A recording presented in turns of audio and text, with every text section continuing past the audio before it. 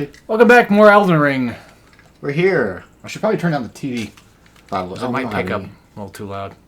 It'll be fine. As long as it doesn't really, I'm gonna do some mild grinding and kill some things around here. This is not a beer, folks. This is an Arizona green tea, so shut the fuck up! I'm not a drunkard! Yet. I haven't bought beer since the last time I bought beer. Which is funny, because I said that, and then I bought beer after the last time I bought beer. But I mean, I bought beer that one time, that one big can of beer, and I'm like, fuck, I want more beer. And then I bought a 24-pack. Shit. And then I haven't bought any since. I don't drink on the regular, surprisingly enough. I don't. I'm not really the biggest fan of I like beer, but I don't really care much for it all the time. And then the thing is, it gets so bad to where I don't drink it for. Deathlighted. I don't drink it for a while, and then all of a sudden it's why do I even like beer? And then I drink it more, and I'm like, oh, okay, now I see it. I think the last time I had a full cup that I poured out, I thought it was alright. Yeah, it could be alright. Wasn't that bad. Although I'm not much of a drinker either. Well, if I were to drink, it'd just be stuff like Fireballs every now and then, because those are good. Yes, I actually like those. First time I ever had them was we're hanging out with Blank Blank at the bowling alley thing, and I was like, oh. Yeah, that was pretty nice. I was like, oh wow. I was surprised by how much I liked it back then, even. Yeah. And then at some point at my friend's house, he gave me a shot of vodka that hit me real hard, and it actually tasted pretty okay. And I never remember what the brand was. Yeah, which is surprising because last time I had vodka, it was fucking horrid. Because it always tastes like fucking cleaner. Well, whichever brand that one was actually pretty okay. And the funny thing is, I'm not even a big drinker anyway. And there's that one time where Uncle, let's say, farts in jars. Yep. To make it more assumed to be him. But... That's a real thing, folks. He farted in the bag, made me smell it once. And I love hearing him retell that story. It's just funny. It's a horrible It's story. funny they fell for it in the first place. I didn't know. I wasn't thinking right. I was like, okay, yeah, sure, why not? I keep forgetting that we have a shield because of my other playthrough. I'm a gullible idiot. What do you want from me? But anyway, when I moved into my house, they gave me a present of a full fucking bottle of vodka. And I'm like, I don't fucking drink on the regular. What the fuck? I don't even like vodka. I tried it once, and I'm like, this is horrid. I can't do this.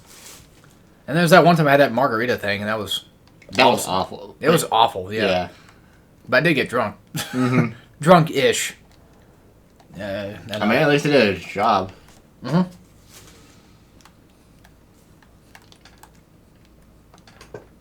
Which is all you can really ask for.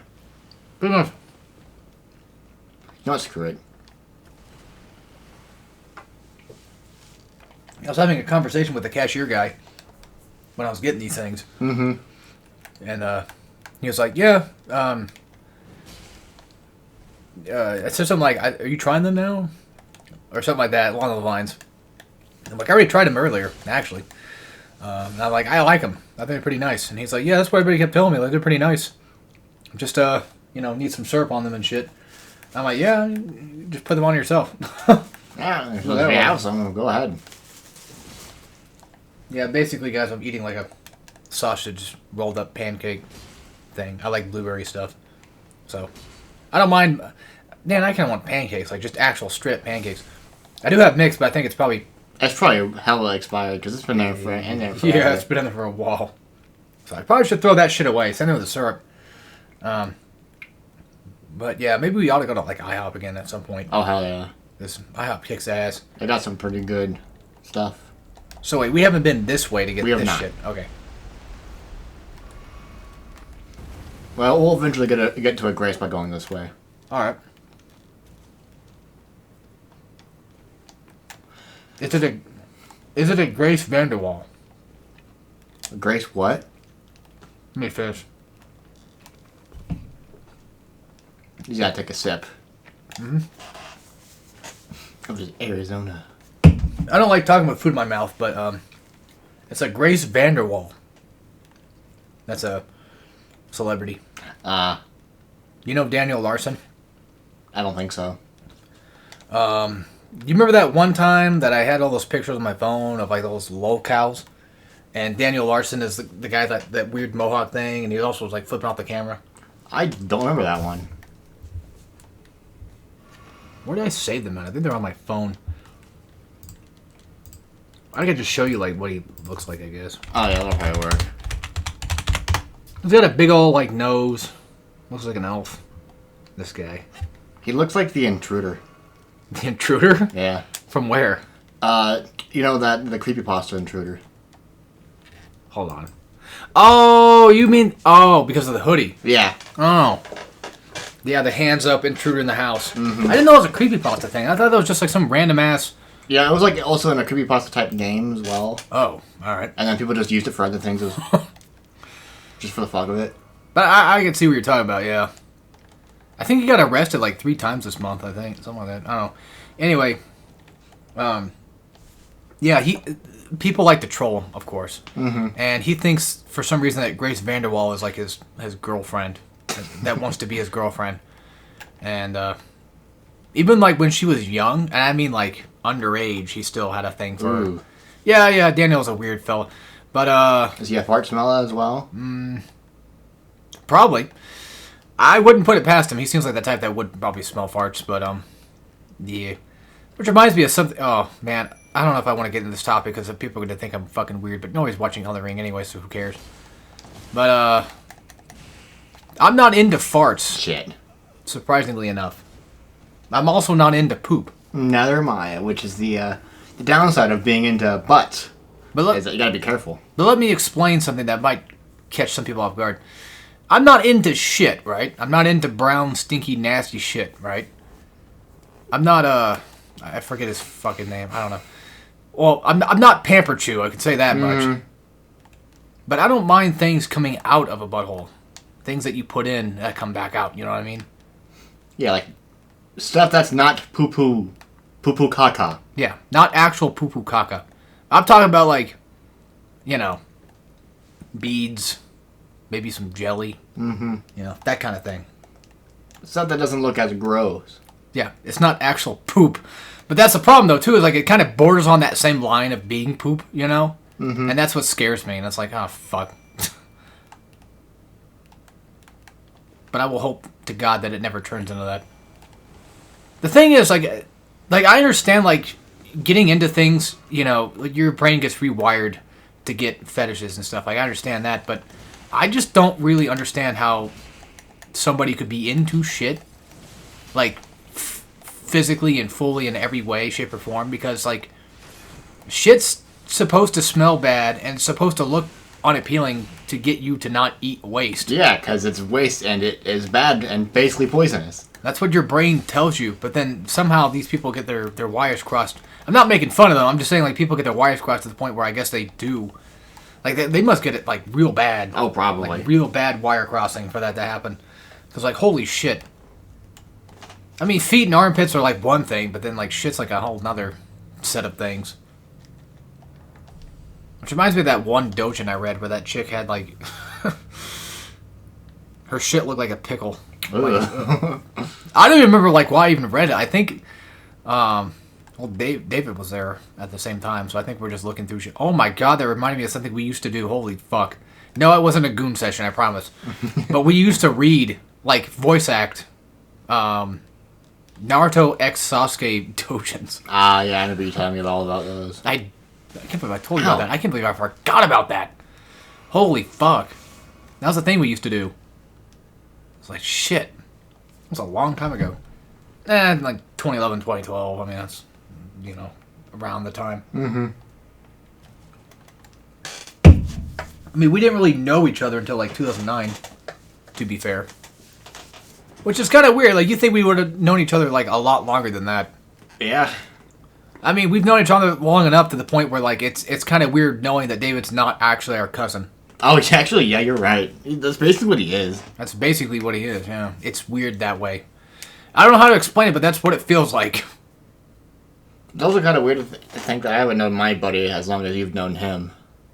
Yeah, I met my guy in, like, 12 or 13, I think. Damn. I was in middle school. I mean, that's still pretty young. So Yeah. you still like you're younger than I am, so it's about give or take the same amount of time period. Pretty much, yeah. I guess. I mean, it was basically... I met him a little earlier than 9th grade, so... It was 8th grade. Yeah. But still, same concept in a way. I mean, I think I met David in 8th grade. And then we had a class together in 9th. Yeah, that's about how it was with my other friend. I We guess- had a class together in the 7th grade, and then in 9th grade is when we actually became friends. Oh, gotcha. Because we just had a class together. We'll see if I can one-shot this. That was a fun class. I imagine. Because we just goofed off in it. Got to play Smash Flash. For those that are wondering, it was a... I wouldn't say it was a special ed class. I mean, I guess you can probably consider it one, but... It was a class to, like, help you read better. In, like, fucking 9th grade, I know. But anyway, so... Yeah, Shit. you mostly played on computer stuff. And it was pretty cool. And so, I actually had that class twice. I had that class, I think, in middle school and then in 9th grade again. Weirdly enough. I don't know why, still. I wasn't that fucking stupid, but I guess apparently I was. I don't know. I don't know, man. I don't know why I was put there. They But- thought you needed to be put there, I guess. I guess, somehow, yeah, it's weird. I didn't care. I get to play cool games. But usually whenever I get done with my work, I just kind of goof off and play stuff. And then I had my other buddy there, which I haven't talked to in like a fuck long time. But he was a pretty funny kid. He liked Tourette's guy and stuff, so we used to play some sound effects and shit on there. And then I tell the story all the time, but my audience doesn't really know much about it. But David was always the one that would get in trouble. Which makes you wonder why. Yeah, I always wondered that. He'd always be the one that got put, he had to sit next to the teacher all the time. And it was always kind of weird and funny that would happen to God him damn it. Okay, we're probably specifically. dead. Yep. We got eated. That is the attack you have to watch out for. Otherwise, this guy's not that hard. Try him out. Okay. He does beam your ass at the very beginning. I've never fought him, so I think it'd be kind of fair if I tried it once. Which, as far as I know, I'm pretty sure there's only 2 places to fight this guy in the game. Oh, shit. There's this one, which is the more natural place to fight him, and then the other place, which is just a random cave somewhere. Holy fuck. Yeah, I'm not surprised he'd be in like a random cave. This cave also looks pretty fucking dope, though. Should I grab our souls, or does it really It matter? doesn't really matter. It's only 1,000. It's nothing. Alright. Nothing to us. Mm-hmm. Does shielding work? A little bit. Hold on. I'm not used to its attacks yet, so you have to... I'm not sure this is an insta-kill. Okay, it doesn't insta-kill us. That's good. Good. But yeah, whenever he has that purple aura around him is when you want to just run away from him and let him do his thing. Can I jump that? Maybe. I don't really know if there are things you can jump. I typically just kind of sit back and then whack at him whenever he does punishable attacks like that one. Ouch. Okay, no, maybe not that one. The camera is just really weird with him when you're locked on. Yeah. I can see that. He's a cool boss though, otherwise. Shit, I wasted 2. Okay, he's gonna grab your ass, so just start. Okay. You got lucky that you didn't decide to teleport right next to you. So that's definitely the laser. I can tell that one. Was that... No, that's not the grab, right? That's... No, that's just an AoE. We do alright damage though, which is good enough. It's weird. This is my first time fighting him. I don't even want to do it. I just want to watch you fucking fight him. I mean, I always can. Yeah. I'll take it a couple tries, Yeah, but... I Our don't know. damage is good enough. It just might take me a couple tries because if he gets me at that grab, we're dead. And there's nothing I can do about that other than just dodge it. Pretty much. But it's hard to tell, like, because he does the grab whenever he teleports, so it's hard to tell if he's teleporting away from you or if he's going to teleport right next to you to grab your ass. So you just gotta be very wary of that. You just gotta think that he's probably gonna go for a grab. That's what I always think. For shit like that. I'm always like, okay, if he's doing something, insert blank here, it's probably that specific attack, so I should just preemptively think that's what it's gonna be and it's dodge that way. I also really like that attack because I like timing it. It's cool. Because let's be honest, like, if he was going for a grab attack or a teleport, there's a 50-50 chance that, like, you're going to be fine. Because there's a 50-50 chance that you'll know exactly, like, 50-50 he'll teleport. Fuck. Teleport away and not go for the grab. So at that point, like, your chances are much higher than you probably think they are, you know? Mm-hmm. And, I mean, to me now. And the worst outcome is, like, if he teleports behind you, like, does he have a wind-up for his grab? A little bit, yeah, but typically he'll be behind your ass whenever he does that. Do that. True. So just dodge, you know, in front, and there you go. Just remember one thing. Smithers are quitters. Smithers. I was, of course, watching, obviously, more Oni plays stuff again today. And they like talking about The Simpsons a lot, you know. And I don't know if you know about this guy, but the Bumblebee Man. I've been hearing about that, I think. Yeah, he's got like that Bumblebee superhero costume outfit thing or whatever. He's like Hispanic or Mexican. I forget exactly what, but you know, he speaks Spanish, I think, or something like that. And I forget how the joke went, but they were talking about oh yeah, so like they were talking about like Oh fuck, here's the big meteor attack. they were talking about basically how Bart dies, not like in the actual show, but like just as a joke. Like if Bart died and then like the family's like in denial, so they just for some reason Bumblebee Man is pretend Bart. Like he doesn't look like Bart, he's just pretend Bart. Because he's like, I'll be Bart because like he says like one Spanish word, ay caramba. Oh, So it makes him be Bart, right? And then my favorite part of the joke is like they're talking about like if they were like in the car and Bumblebee Man was like in the back seat with Lisa and he just like was fucking pulling out her hair.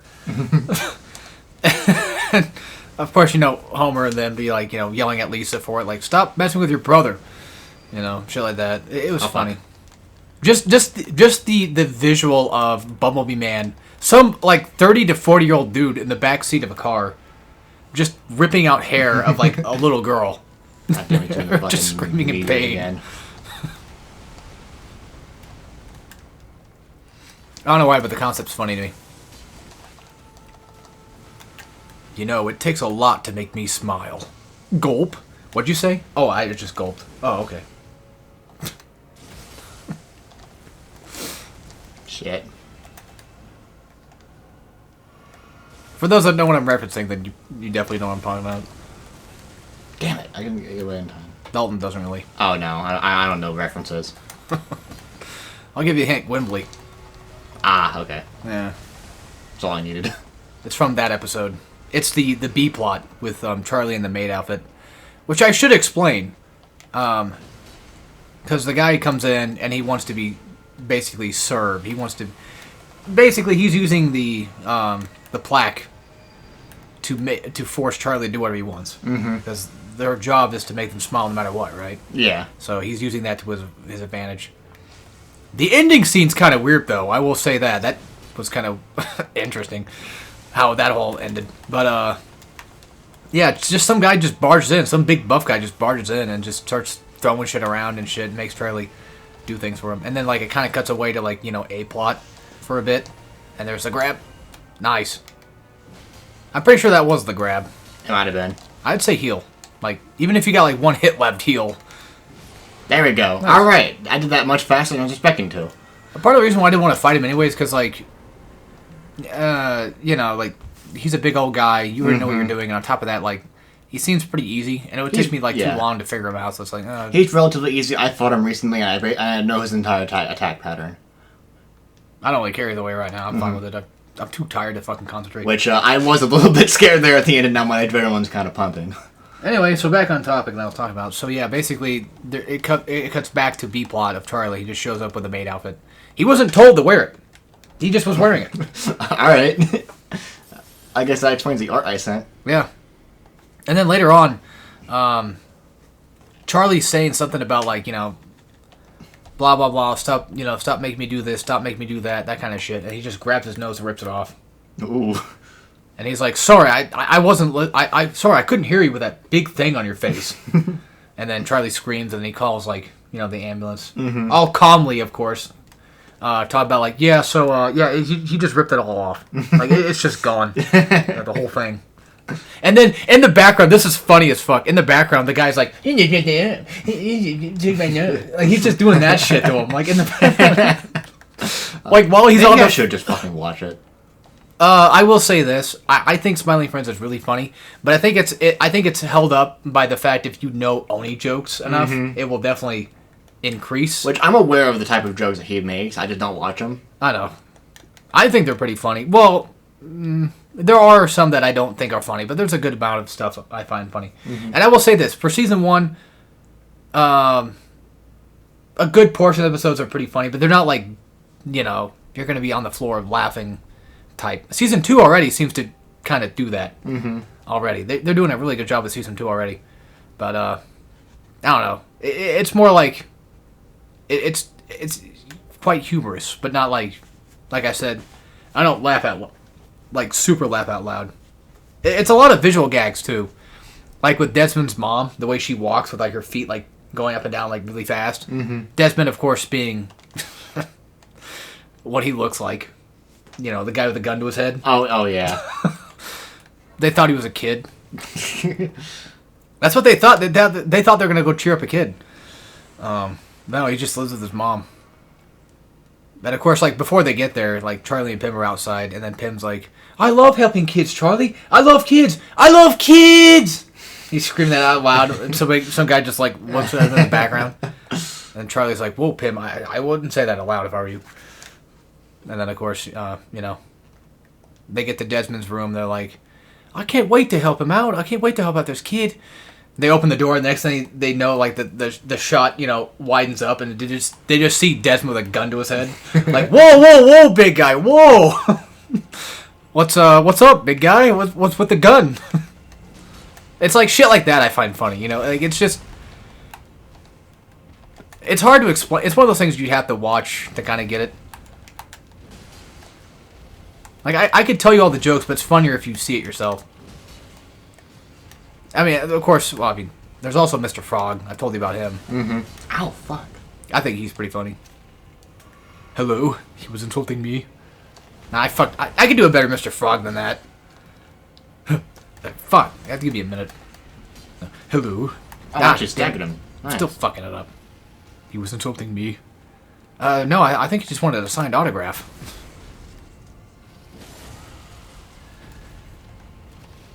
Oh, fuck. I damn it. Forgot we had that on. That's fine. Yeah, I've already told you about one of the jokes before, but a lot for some reason they have a thing. They think the word iconic is funny in Oni Plays. Because when you think about it, it kind of is a funny word. Like, it sounds more pretentious when you use it for things, you know what I mean? So that's why a lot of the time in Smiling Friends, you'll have, like, whatever the character's name, Salty, Perry. Perry as in, like, the actor. He's kind of a bit of a lolcow. Yeah, they actually got him. I'd say he's kind of a bit, I wouldn't say he's a full-on lolcow. You don't know much about him at all. Yeah, I haven't heard the name yet. He was in a movie thing. But anyway, so he kind of sticks in his own apartment and just yells at people. That's kind of his gimmick, I guess. Whether it's a real thing or not, I'm not sure. I'm not going to go into detail about Perry, but somehow they got him on the show. And he played Salty. Like, his actual live-action self was the character. Oh, well, alright. And he dies of a heart attack from eating all that fucking nasty-ass burger food. Which the whole episode's a murder mystery, trying to find out, like, who killed him. And it ends up just being him dying of a heart attack. Literally basically stating, like, this is my last burger I'm going to have before I go on a diet to be healthy. And he's like, oh, my heart! And he just dies.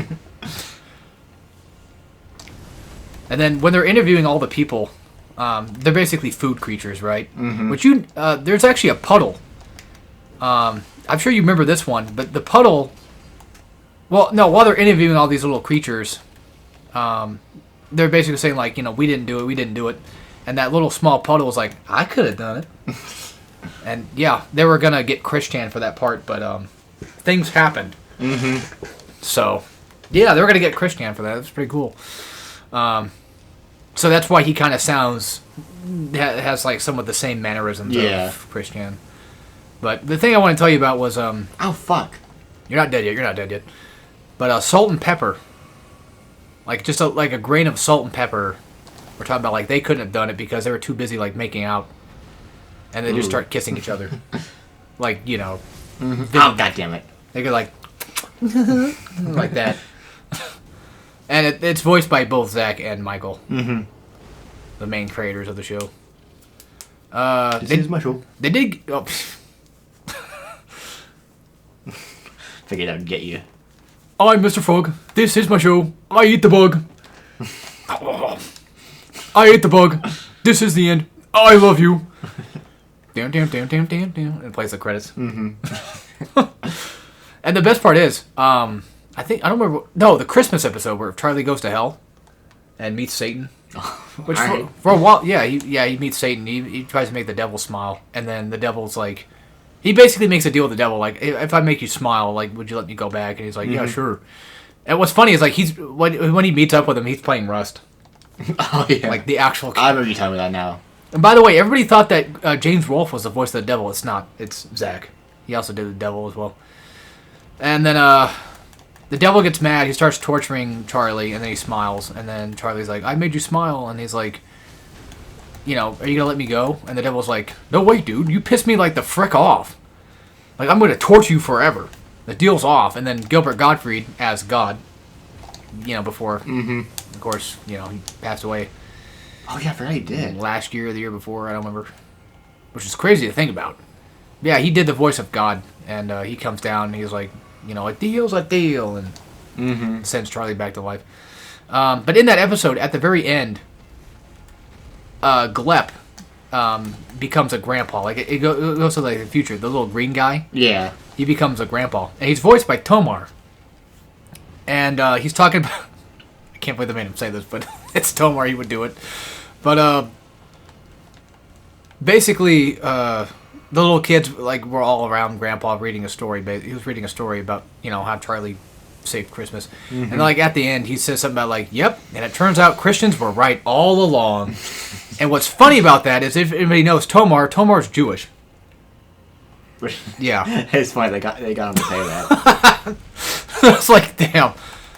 Which, okay, we're playing Elden Ring. Nobody cares if we just ramble all about stuff. Oh, yeah, we're fine. But one of my favorite things is when Zach is coming up with a hypothetical on Oni Blaze to Tomar. And he's like, what if you were playing Saints Row or GTA, and the next thing you know, you have the Star of David on your character. Specifically you, when you make that character. And then Tomar's like, I'd just call the ADL. Or the Anti-Defamation League. And then Zach's like, you'd fucking tell on him, you fucking tattletale. I like Tomar. He's funny. He's a really cool guy. He's the straight man of the group that you can kind of tease and joke around with. Is he gay? No. Okay, it'd be funny if the straight man was gay. No, he's... Technically, I guess you could say Julian could be maybe a straight man of the group. With Julian and Ding Dong. Mm-hmm. I mean, he's gay. They're both gay. Yeah, I remember. Yeah, they're together. There's also no point in us fighting that dragon, so... No, I know. Do whatever you want, man. It's your whole 2.5 hours. I might come back here later, maybe. I don't know. There's not much stuff up here that we really need other than just finishing Ronnie's quest line. Alrighty. Because we're done. We did it. Oh, shit. Oh, yeah, that's right. Astel was it, yeah. We had to go pick up the thing in Ronaldo's room, which I did. Oh, yeah. And then now we just gotta go marry Ronnie. Sweet. We gotta go put a ring on her finger. On her toe ring. Nice. Which I definitely do still want to smash Ronnie for sure. She's real good. I have a thing for toe rings. You know that one artist that drew Lumi that one time? He has a very specific way of drawing. I think so. But he does a lot of toe ring things. I just like rings and choker stuff entirely now. Because like the thigh rings that are entirely useless but are just there to look nice. Oh, yeah. Which reminds me, I guess apparently Leah used to wear choker when she was in 4th grade. Oh, wow. That's really early. Yeah. From what I've heard... Yeah, this artist. Ah, nice. Oh, yeah, there it is. Alright, let's go marry Ronnie now. His name is Ursica, Ursika. But I like this artist a bit. He draws a lot of feet, a lot of feet. It's funny seeing this cutscene. They're much higher quality now that's not on PS4. Nice. I don't think I have that one yet. take it. I will take it. Maybe I have like the before. I did. Smash. Won't smash. There's a lot of variations. Nice. There is. That's what he does. He does a lot of variations of it. Like usually like 5. Give or take. They're really Ronnie's nice. very pretty. I like her. She is very pretty. At least in terms of Elden Ring pretty, yeah, she's definitely pretty. And in terms of like Souls pretty, yeah, she's definitely one of the prettier ones too. I feel like she's like... It's funny that the 2 prettiest Soulsborne girls in the entire series are both dolls. That's fair. Okay, wait, no, I don't think... Maria is not a doll. She's the thing the doll is based on. Yeah.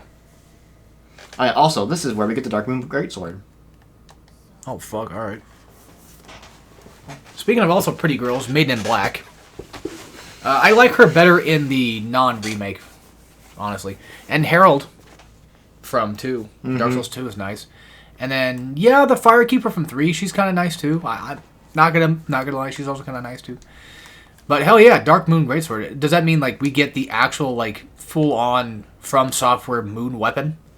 Pretty much, yeah. It just also scales with intelligence in this game. Oh, makes sense because it is an arcane weapon in Bloodborne. Fun fact: it's also in Armored Core 6. You're right. I haven't gotten far enough for that yet. Also, well, it's the Chapter 4 boss, final boss area. Ooh, yeah, but it's way too heavy for us right now. It is very heavy, yes. But this is a weapon I kind of wanted to use. All right, we'll just build into that. We'll build into that once we get a chance. Mm-hmm. And we still have 51 poise without a heavy load. As long as we reduce our stuff. And then, if anything, what we could do is just go get a talisman that just highly raises our poise. Alright. I just forget where it's at. Shall I look it up? Yeah, look up talisman that raises poise. I forget what it's called.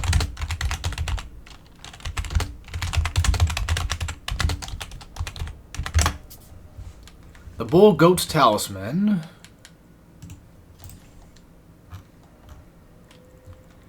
Can be attained inside Dragon Barrow Cave, a dungeon on the northeast side of Caelid's Dragon Barrow, just below the Minor Erdtree. Inside the dungeon, head to the back of the cave where the giant bear roams to find it on a corpse. It increases your poise by around 25%. Damn. I know where that is. So it's like, yeah. Right. I'm heading there now, yeah. I might as well go pick it up. Alright. Because that'll be useful if we want to go build into that weapon for a bit. Alright. Because that weapon will probably be fun to use. That's like a big fuck you, smash your head with hammers weapon. I want to see that. Yeah. Okay. Let's kill him. Let's kill this guy with hammers. I don't know. It's a Northern Lion thing. It's a what? It's a Northern Lion thing. He's been like real popular with clips and whatnot lately. I don't know who the fuck that is. You've never heard of Northern Lion? No, don't think so. Huh. Am I too old? No, Northern Lion's like relatively... I think he got big off of... Northern Lion? Yeah, Northern Lion. I'm pretty sure he got big off of... Oh! Yeah, you had to have seen his clips around lately. Fauna likes him. Yeah, Fauna does like him. Right. I know him. I don't watch him much. But neither do I, but I've been seeing his clips appear all over the place on Twitter recently. Also, I did want to play... I did want to tell you about Bollatro. Because I saw it in backlog. It was coming out. I'm like, what's that? That looks cool. And then Fauna played it, of all things. I'm like, okay, cool. Oh, okay. Speaking of which, I want to talk about something that's super controversial. Not really. It's just my own stupid, retarded take. Oh, well. I already said it. It's fine. Who cares? I don't give a fuck anymore. It's your word. You can say it. You can say what... Oh! Ouch! Anyway. So. April Fools. Every fucking year. There's always the stupidest people that do the same stupid jokes. Mm-hmm. It's always boomers that do the whole, like, guys, I'm quitting YouTube. April Fools! It's always that shit. Mm-hmm. I want to see more people do what fucking Fauna did this year. That was pretty good, yeah. Make a fucking joke. Yeah, do something original. Please. But no one ever does. Fucking, I don't watch him much, but the Critical Drinker, he does, like, movie reviews, which I'm sure everyone probably in the audience is probably gasping right now, like, oh my god, you watch him? Not really. Not much anymore. I did around the Marvel time. But other than that, like, I know most people don't really like him that much, which is fine. But, yeah, he made a video basically on April Fools that was saying, like, I'm so done with watching movies and I'm so done with drinking and all this shit. And at the end, like, oh, April Fool. Like, that's not funny. But then Fauna comes in here, does like fucking 2001 Minecraft video, and it's like that. She is underrated in terms of humor. Like the funny thing is, like I hear that all the time, and like all the comment sections, and it's true. Like she really is underrated in terms of like her type of humor, because she does her stuff well. She does her stuff very well, and she is very funny. But she's like she's a quiet type funny. Mm-hmm. She's like the type where it's like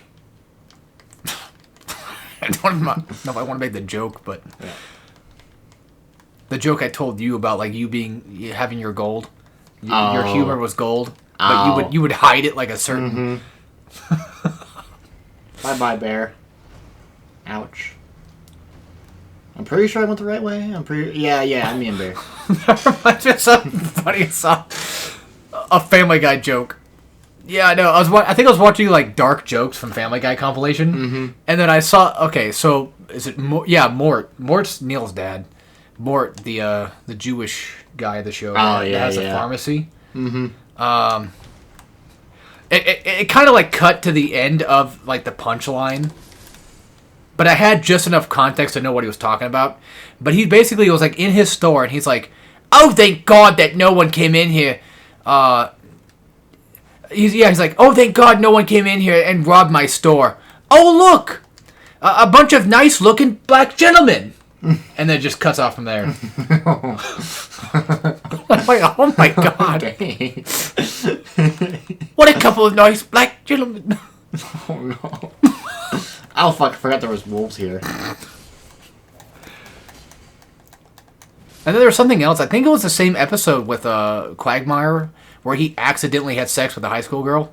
Yeah, he would be one to accidentally do that. He did. Well, he unironically didn't know that she was underage. Well, yeah, I mean that in both ways. Yeah. He would have sex with anything. Mm-hmm. Literally, like even his own daughter. Like he made an offhanded comment that like once she's 18, like she's all, yeah. And I was like, damn, dude, like God, I don't like Quagmire. Like I don't like him in like new season Quagmire. I hate his ass. But yeah. So in that episode, I guess like the judge sent him to like 20 years in prison or whatever, and then Peter made the joke of like, just think, Quagmire, 20 years is not that long. Just pretend like it's just two 10-year-olds, you sick fuck. I'm like, damn, okay, that came from Peter's mouth. Like, what the fuck? Yeah, dang. Well, sometimes Peter kind of works as like a, what do they call it? Like a talking head for a talking piece or whatever. Yeah, something like that. Also switch to S's. Thank you for reminding me. But yeah, he's definitely like one of those like talking pieces that they use for like the show. South Park does the same thing with Stan and Kyle. Mm-hmm. I mean, yeah. But anyway, that's enough of my little ranting and rambling for a little while. Oh, yeah, hit me out of it, dang. I don't know if you got anything you want to rant and ramble Not about. right now, at least. Damn. You did more than enough damage for these guys, dang. I like how one of them is just specifically throwing knife. Also, the fucking Mimic tier kills his guy faster than I killed my guy. Yeah, for some reason, I guess. That is kind of weird. Like, how is the Mimic tier, like, more skilled than we are? I don't know. Wait, I He's think I know not even why. fully leveled. I think I know why. The throwing knife guy must be weaker. Actually, yeah, that's probably why. It's probably both that and the fact that he put on the Chilling Mist thing. Oh, maybe.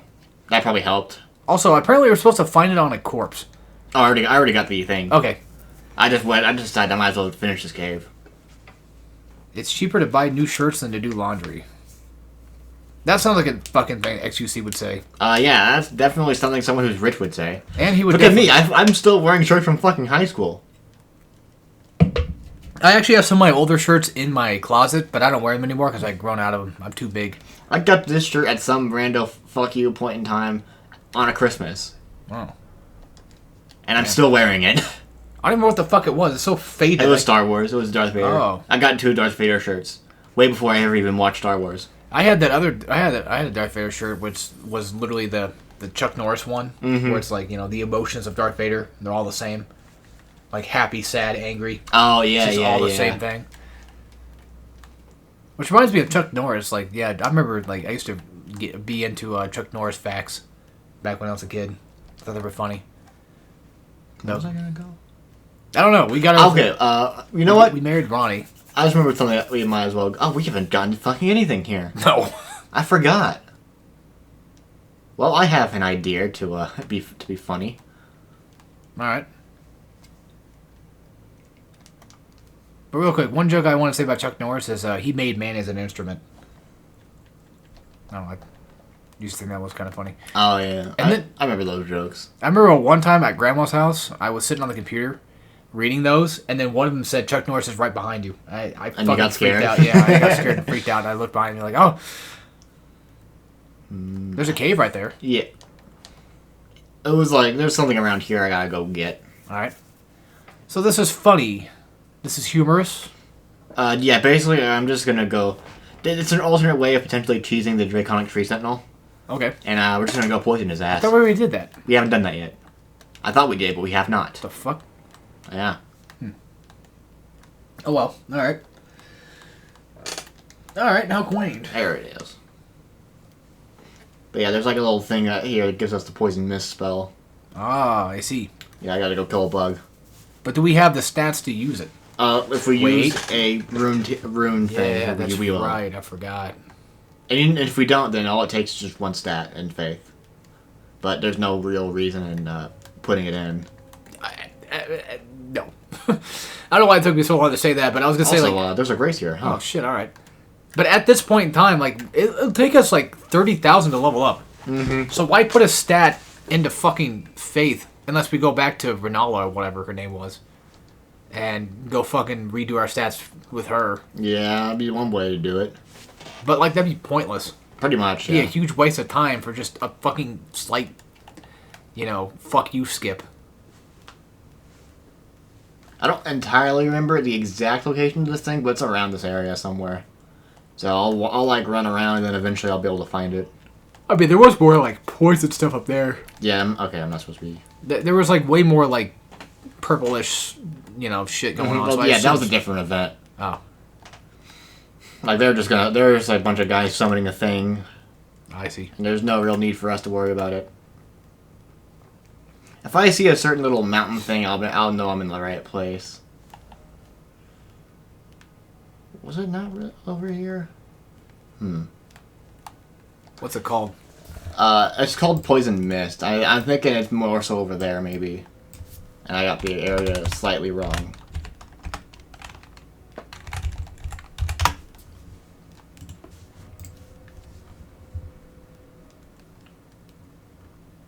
It's a Weeping Peninsula. Dropped by teleporting teardrop scarab in a forested area southeast of the Castle of Mourning Rampart, the site of Grace. Let's see. Okay, so I'm in the right area, but... Here it is. Yeah, okay, I gotta go here. That's what it was. Okay. I know where to go now. Alright. I was in the general the right area at the right side of Grace. I was just in the wrong direction. Okay, I got it now. So I'll go get that, and then I'll sneak behind the tree sentinel's ass, and then we'll just slowly poison him to death. Because fuck fighting him regularly. We probably could do him now, because we've gotten, like, real high leveled, but it'd be funny to cheat him. Fuck him. And I've done this with the other tree sentinels before anyways, so... The annoying thing is we have to fight him to continue on main quest. We sure do. This guy has to die. We haven't done main quest in a while. Things that need to die. I was going to say, I'm pretty sure that's a reference to something. I just couldn't think of what it was. That last part, that gave it away. Mm-hmm. I was like, oh, okay, now I know what he's referencing. Things that need to double die. I kind of miss, like, his older series of Soul stuff. We're talking about Zero Lenny, folks. Back when he was funny. Yeah. And then it became not so funny. Because I found out he was British. Yeah, that ruined everything. British people are inherently not funny, except for Red and Oh, no. Oh, no. Hatsumiko does not talk to British people. And then I cannot fucking understand what the rest of what she says in that video is. It's way too hard to understand. One of my favorite videos is like the 7-Eleven one where she's just like Miko Dayo and then her head falls off. Oh yeah. She chases it down like oh. Dayo. It's like really cute. Miko Dayo. Speaking of cute, I really fucking hate watching cute things get hurt. Yeah, fair. And specifically, what I mean by that is Blue Sechi videos. Oh, I love his videos. They're funny as fuck. But, like, it always makes me feel so bad whenever, like, certain cute characters get hurt for no reason. Mm-hmm. Like, they don't die, but, it's just like, oh, you know, I don't want Arisu getting hurt. I'm in the wrong fuck. How the fuck did I get over here? I guess what I'm talking about, what's the forehead red hair girl's name? Yuzu or... Oh, it's Yuzu. There's that... It's one of my favorite videos of his where Alice...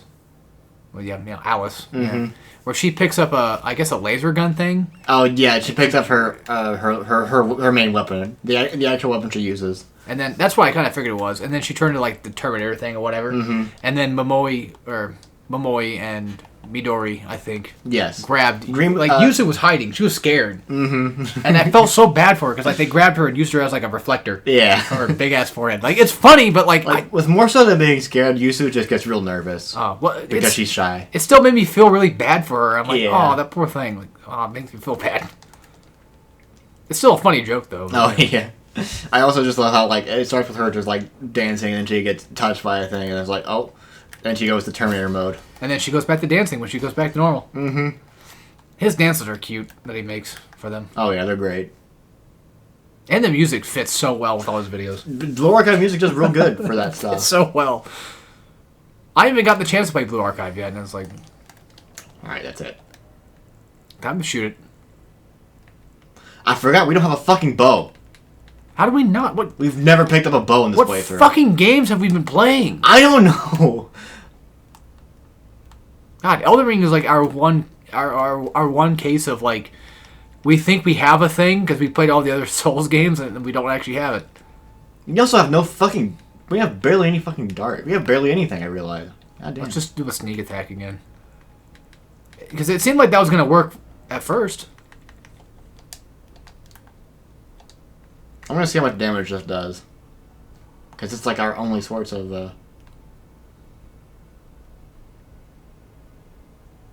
I gotta not be downhill and throwing it at this thing. Oh, he ran away. Fuck. At least I know where he's at.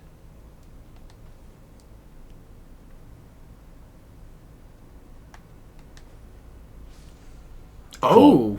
Alright. I wasn't expecting that to one shot, though. Why did that texture look blurry? I don't know, maybe it was loading in. Yeah, I think so. But what is this, fucking Advanced Warfare? Yeah, the textures are still blurry as fuck in that game.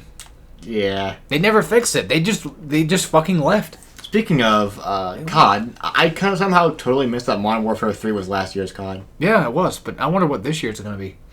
It's going to be another remake because they are not original. They can't make new games anymore. Who's next? When was the last new game that wasn't a fucking remake?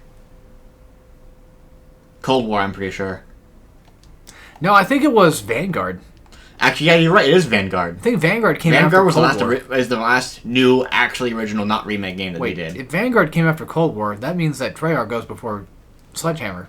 Mm-hmm. And that means that they go after Infinity Ward. I'm pretty sure Sledgehammer's been pulled out of it or something. Oh. I've heard something about that along with Sledgehammer. I forget the exact reasons or what. I actually kind of liked World War II and the real one. Mm-hmm. Not just the game. No, I'm kidding. But I actually liked COD WW2 and also Vanguard a bit.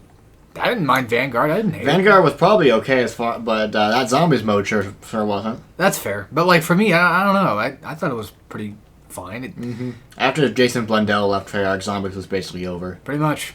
Because BO4 sucked ass. It's the same case with Amy Hennig. Like when she left fucking Uncharted, it's done. It's funzo dunzo, man. You're fucked. Naughty Dog is over with. I think she left, I believe, after Last of Us, I think Uncharted 4, I believe, might have come after Last of Us. I don't remember. And I know she worked on Uncharted 4 for like half of it and then got fucking cucked. I mean, I tell that story all the time, but I'm telling you mainly for the audience. Yeah. It just sucks that shit like that's gotta happen. I know. I wonder who wrote the story for Jack. Because, like, you can definitely see, like, prints of Jack being a story-based game. Like, they wanted to tell a story with it. And then they did with Uncharted. Like, they made it an actual, like, movie-based game, too. kind of weird that he can't hear that.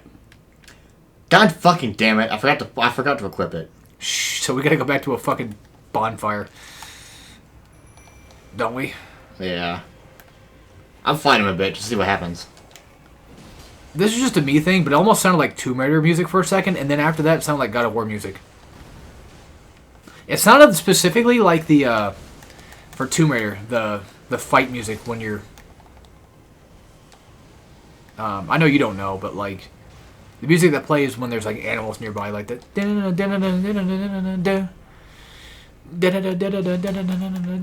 like that song. Mm-hmm. I like Tomb Raider 1.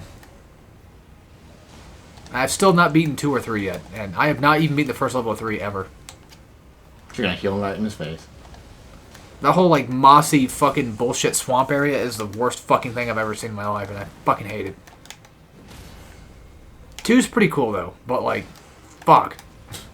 I think I'm like maybe halfway through the game. Probably not even that, honestly. The Tomb Raider 1's at least easy enough to get through, because I know where I'm going most of the time. Mazel tov. Do you think Ed from Ed and Eddie is circumcised? Oh, probably. Do you think his family is Jewish? Me might be.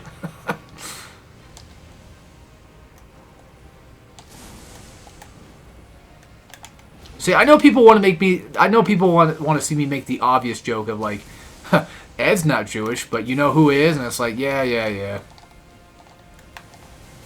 But you're right. I am racist. I'll say whatever I want. Get fucking away from that wall. My parents took the stairs because I am grounded. Actually, hit me, damn. I was saying that he might be Jewish because he might be circumcised, and usually that's a Jewish tradition. I'm not being racist. But I can be. If you want me to be, I can be racist real quick. I can be your racist, or I can be your bigot. That's so hot. That fire attack? I mean, yeah, but also you. Ow! You're into bigoted women? Mm-hmm. Do you get turned on when people... I'm not going to go that far anymore. Never mind. You know what? Fuck it. Who cares? We're in far enough. But anyway. Do you get turned on when people talk about trans people in bathrooms?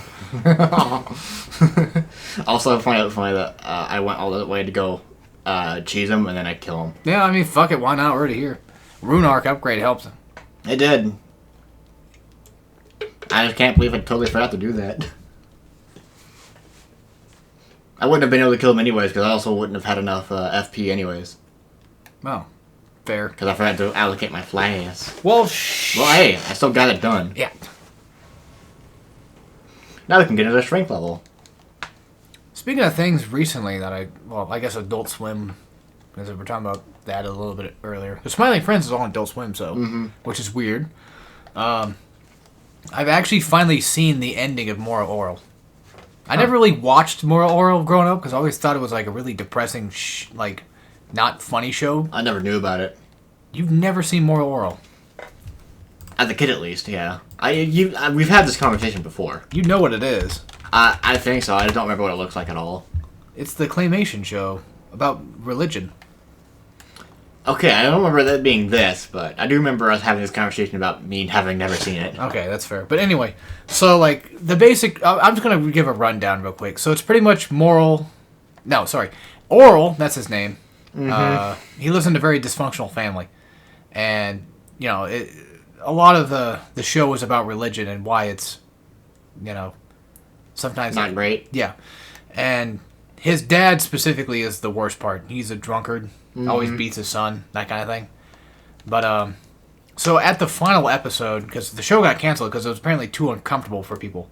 Makes sense. Yeah. They did a lot of very uncomfortable things with that show. Well, anyway, at the end, Oral is hanging out at this coach's house, who's a gay guy. And then, the dad wants to go and, he didn't tell the other family, but he wants to go to this person's house, right? Mm-hmm. He's like, we're going Christmas caroling, and they're like, okay. They show up at this house, at this coach's house, and then the dad is talking about, like, I need you back Oral, basically trying to make it seem like he doesn't know who the coach is in that regard. But I haven't watched more Oral enough to really know. But I guess apparently they had a thing that happened. So yeah, and then basically the coach was like, yeah, you should go. Which was kind of a nice send-off to, like, a really shitty dad throughout the entire throughout the entire show, Mm-hmm. Basically getting fucked on both sides of... Like, he lost his son's respect and, his potential lover as well. He was married, too, by the way. Not the coach, but the dad, of course. Well, yeah. And the thing is, like, Oral used to be afraid of his dad, and you respect him, but then eventually that kind of went away over time. And then what's kind of really nice and wholesome is you see, like, a flash... forward in time to where Oral is older, and he beat the cycle of violence, I guess you could call it. Because he beat the Neil Druckmann curse. He did, because like Clay, which is the dad, like his dad would beat him and be very religious and specific about things, right? Mm-hmm. Well, Oral grows up to actually have a loving family, like actually like his kids and not be a drunkard and still keep his faith, which is I'm not a religious guy, but I still think that's kind of cool and respectable. For somebody that's not religious, like I think that's kind of respectable. If you're able to go through all that shit and still, then any more power to you than in that case. Yeah, that's pretty neat. So yeah, kind of cool. I got spoilers for anybody that wants to know, but it's an old show that got canceled like a long time ago. And then something else I saw today was like little tiny. They're not really bumps, but Adult Swim like. Little shorts of the Brack show where like I guess for some reason this is where things get weird. I guess apparently for some reason the mom wants to have a bunch of people over to have like sex and stuff. It was really fucking off-putting. I'm like, what the fuck? And then they invite over like the Aqua Teens, like that's the first short, like they show up, Meatwad and Brack are hanging out for a bit and they're rehearsing Pulp Fiction for some odd reason. The whole scene of like the English motherfucker, do you speak it? Like that whole scene. And I guess apparently Frylock created Thundercleese. Because Thundercleese shows up and then Frylock's like, Thundercleese. And then Thundercleese is like, my creator. And then it ends there. And they get like fucking C-Lab to show up. They get Space Ghost to show up with Zorak, both of them. Oh, nice. And then Zorak from Space Ghost dies because Thundercleese comes in and kills him. And then yada yada yada, more people show up. Harvey Birdman people show up, and then I guess like one of the ending shorts is pretty much like the Brack show is canceled, so they're trying to figure out like where to go now with it. And then Space Ghost invites Zorak from Brack to be a part of his show, but I think he finds out like they're canceled too. And then George Lowe, the voice of Space Ghost, shows up. And hangs out with Brack for a bit, and he wants like another job because he wants to be known for more than just two voices and all this other stuff. It was really weird. The weirdest part was like everybody wanted to have like some weird orgy thing. Like Carl was there. It makes sense for him. No, I know, but this is where things get weird. Carl is talking to Moltar from Space Ghost, and he's looking at one of the chicks from C-Lab, her ass. And then Moltar's like, yeah, go over there and tap it. Like, because Carl was talking about like how tough he is. Like, yeah, I can tap. That's an ass I can totally tap, all that stuff. Moltar's like, yeah, go over there. What's wrong with you, wussy? And then Carl finally gets the balls to do it, goes up there, and then he just freaks out and doesn't do it. Yeah. He just clams up toward a chick, and it's like, that's weird. That's not Carl. Yeah, because he bangs hookers all the time. Yeah, he'd do it. He wouldn't care. He paid a hooker in pennies. He literally did. Oh, I thought this was America, where I could pay hookers with pennies. He had like a big ass fucking jar of it too. But yeah, he clammed up and he's like, "Oh, actually, I'm impotent." And I was like, "What the fuck? That's not a car." It was really weird. Have you seen that one where he sets up a home defense system? That's a laser thing that if you walk through the laser, like it's hot, like it'll cut through you. I have an idea. It'll even like shoot turrets at it and shit. Like the Aqua Teens were gonna go to his pool, and then he was outside waiting for them. And then they find out, it's kind of hot. And then Carl, Meatwad's... how's it go? Yeah, Carl says something like, yeah, now why don't you do that with your body now? And then Meatwad's like, okay. And he about, runs into it, and then Frylock stops him. Oh, yeah, I remember that. Yeah. And then, yeah, shake. Carl, that's quite good, especially for someone in your income bracket. But, I'm not gonna tell anybody that you're actually a cheapskate. That was a pretty good episode. That's pretty funny.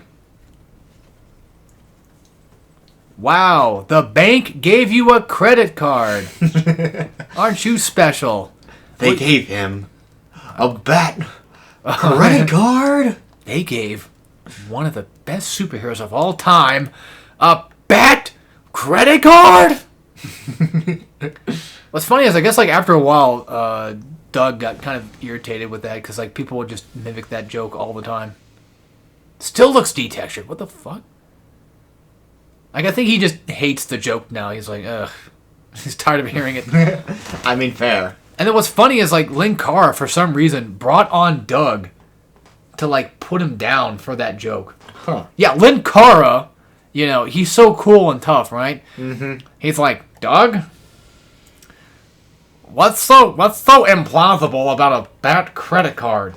And then Doug's like, It's just a funny joke. Yeah. And he's like, Doug, get in your corner. And I was like, okay. Lin Cara's fucking weird. He even has an evil version of himself. Of course he does. Yeah, of course. The funny part is even Irate Gamer has an evil gamer. And it's if you stoop that low. You know who I want to see have an evil version themselves? Tiny Husband. Do you remember him?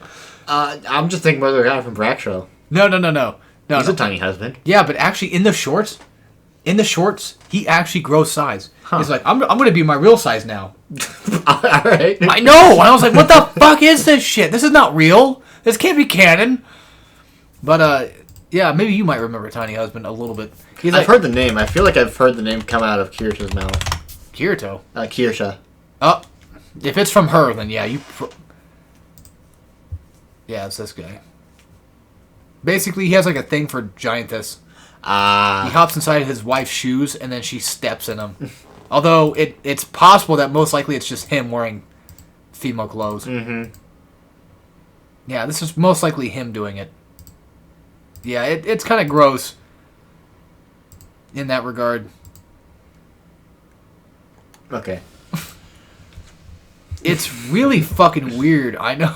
It's really fucking bizarre. But there's Tiny Certainly is something. I mean, hey, he's not hurting anybody. I mean, true. As long as that's still true, then do whatever the fuck he wants, honestly.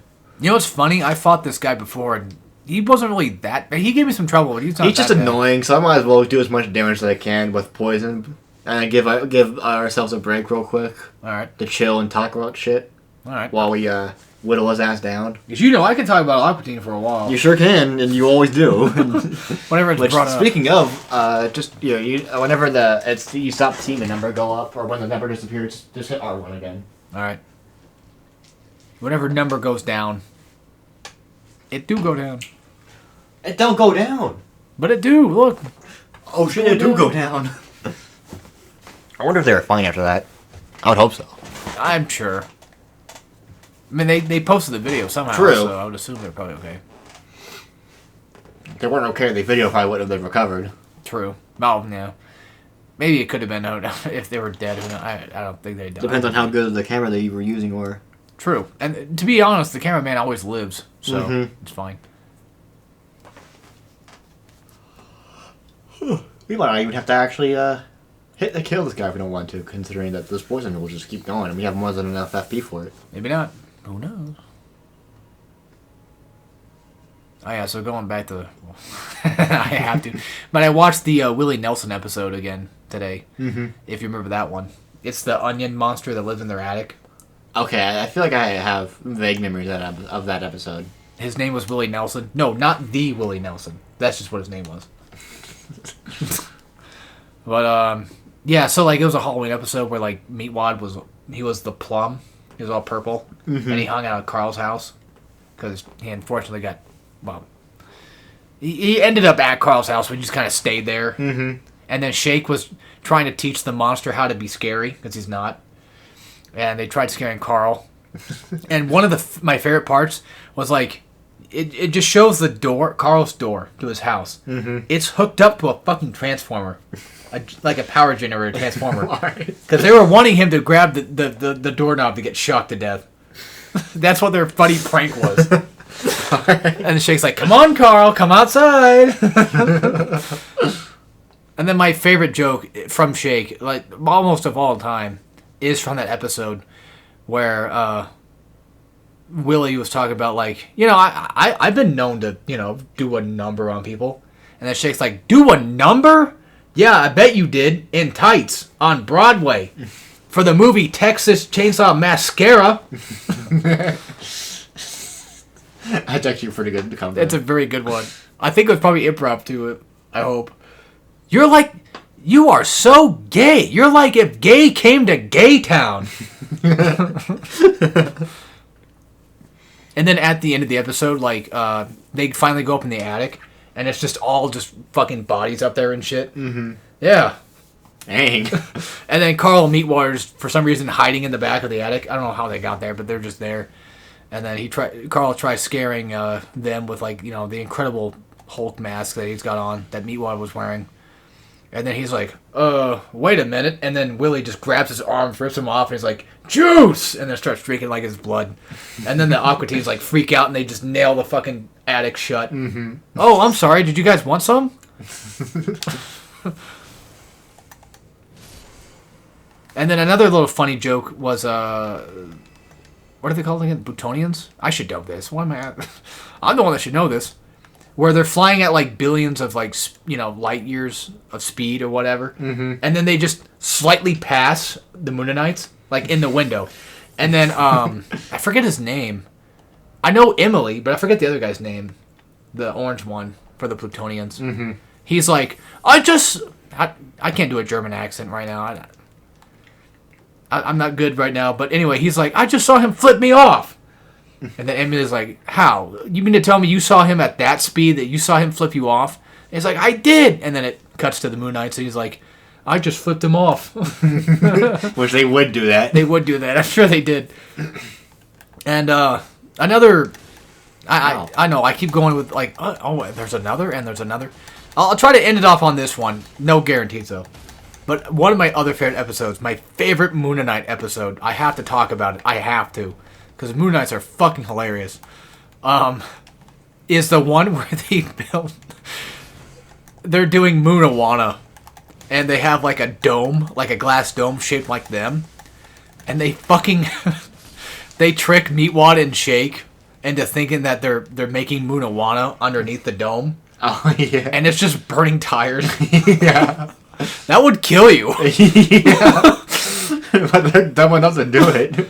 And then Carl shows up and he's like, "Oh, what you guys doing? Like, you smoking over here?" And they're like, "Yeah, whatever." And then Carl's like, "I'm not normally, I don't do that, but I mean, I do it if somebody passes to me or whatever, And then like, they basically tell Carl like, "Yeah, go ahead and get under there," and he just pops up underneath there and he's like, "Yeah, tonight."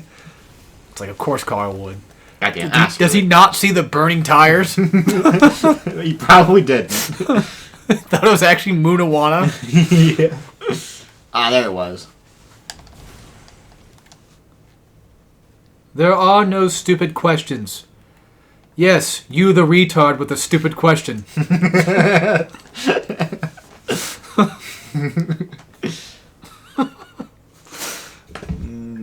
We'll put it to endurance. We got 50 strength. That's more than enough for strength. Well, some other shows we can talk about. I didn't watch a lot of Phineas Ferb growing up, though. I didn't watch much at all. I used to think it was kind of cringe when I was a kid. Mainly because it was on Disney. Yeah, anything on Disney was gay. But then now it's like, I mean, they have some jokes. I mean, Dr. Doofenshmirtz or whatever his name is. Mm-hmm. He's kind of funny. When I was born, both my parents didn't even show up to my birth. That's a pretty good one. I'll give them that. I think the thing that I don't actually like about Phineas and Ferb has to be the musical sections. I think That's always what I thought was lame. Yeah. I mean, I don't know if the music's good necessarily. I just think it kind of has like that Nickelodeon show aspect, that Nickelodeon sitcom aspect to it, where they have to do like musical things with it all the fucking time. And of course, put ketchup on your feet. But that's Nickelodeon doing that. Oh yeah, that's Dan Schneider's business. Yeah. The thing is, when it comes to foot fetish people, like, we have a pact. You're not supposed to break that pact. You're not supposed to let people know you have one. Like, you're not supposed to make it obvious that people know you have one. It's fine to talk about it. I'm talking about, like, Dan Schneider doing it. Mm-hmm. He made it a little way too obvious. He sure did. You gotta be a little... the world, Yeah, you gotta, like, you have to... It has to be like a bro thing. Unless you're like me on YouTube and you're talking about it, but that's different. Nobody watches my content. No, that's a lie. People do. I've actually gotten a bit more of an audience over the years, which is kind of crazy because I never thought I would get here. And this might also blow some people's minds too, but I don't want to be famous. I really don't. I don't want to be like big YouTube famous. Which that won't be. That'd be a burden. Yes, that's mainly why, because it'd just be a lot of people. I mean, there could always be a time where like you could always get like a really good, cool, awesome audience and a really cool, awesome chat. But there'll always be like that one or two people that will just come in and try to ruin it for people, which sucks. Ow. Which, I mean, I still get, hate comments every once in a while. Mm-hmm. But now... Everyone's going to. Oh, yeah, everyone does. Nowadays, instead of deleting them, I just kind of laugh at them. I mean, yeah, imagine going that far out of your way just to go hate on someone who you'll never see in real life. Pretty much, yeah. What's funny is, like, I did say it, but yeah, I used to delete hate comments back then because I used to get pretty upset about them. This was when I was a lot younger, like 15, 16 or something. Around that time period. Probably even 18, actually, now that I think about it. Like, my Uncharted 3 video, I think I deleted a couple of them on there. Mm-hmm. But then over the years, I just kind of stopped doing it because I just found them more funny. I'm like, yeah, people make the wildest hate toward you. It's weird. It can be pretty funny, yeah. They make some really odd accusations and shit. Like, call me a racist, which, I mean, that's not technically wrong. Yeah, that one's fair. I'm kidding. Nobody actually called me that yet. But, I mean, I wouldn't be surprised if they started. That would be pretty funny. I did get a recent one, which you probably did see, which I thought was kind of funny. I don't check comments at all, so... Unless you told me about it, I don't remember. It wasn't on Dark Souls. Well, actually, we didn't get any hate comments on Dark Souls or anything like that. It was just a different thing. It was just some fucking dumb kid. I found out he was a kid because I went to the guy's channel. I'm like, oh, yep. Oh, yeah, that makes sense. Miner spotted. Yeah, miner spotted. It's so weird that, like... Eradicate. I'm still not used to the fact that I'm way past an adult now. Yes. Because, like, I'm still the same as I was in high school. Well, hell, I fucking... You know what? Okay, that makes me want to talk about some shit. Thanks. Well, first of all, I'm close to fucking damn near 30, and I act like I'm in high school still. But, it's sad that people actually peak in high school. They sure do, and I technically did, considering I'm still the same. You technically did, but I wouldn't say that I did. In all fairness, I did not peak in high school. You see what I'm doing now? I'm making more content than I've done before. Mm-hmm. I've learned how to draw. That's something past... I used to draw a bit in school, but now look at me, Yeah. Now it's like something I really want to do. Like, if you want to make it to where you don't peak in high school, then you got to go after, the goals that you want to go for. And try for those. I don't think they're going to work. Yeah, this guy's not weak to poison. I usually just skip him. I just don't mess with him too much, but if you can take him down, then yeah, sure. We can kill him. It'll just be a little bit harder without the bleed stacking up. I know we can kill him. I'm just saying, like, if you really wanted to do that, fair game. He's one of the guys where once you kill him, he's gone. Oh, okay. Good. I would assume so, because usually big guys disappear, except for that one giant in the beginning of the game. I forget exactly where, but like going up toward the castle. Mm-hmm. There's like a big giant guy that even if you kill him, he comes back. My God, I was blocking that. Which Yeah. another thing that'll make this guy easier is the fact that I have a fucking shield. True. And it does a pretty good, decent amount of blocking. This is a really decent shield for one we got pretty early. Honestly, yeah. Oh, which remind... No, I think I told you about that already. Yeah, the whole, like, somebody liked my commentary. Mm-hmm. But yeah, people actually enjoy our Souls content, even our Resident Evil content, too, which is pretty awesome. I'm glad about that, yeah. I'm very glad about that, because I usually kind of freak out thinking everyone's going to hate it. But no, I got a pretty good audience on my shoulders. I should be more grateful about that, but I usually tend to forget. But then sometimes I get like those really nice comments and it just brings my spirits back up. I'm like, oh, that's awesome. I usually end up thinking about good comments for like a week or two. Because I don't get them like... I mean, I get comments here and there, but I usually don't get like, you know, like really, really nice comments. Now I sound ungrateful. But anyway, so going back to peaking in high school, like, would you say that I did? I wouldn't say so. I don't think so either.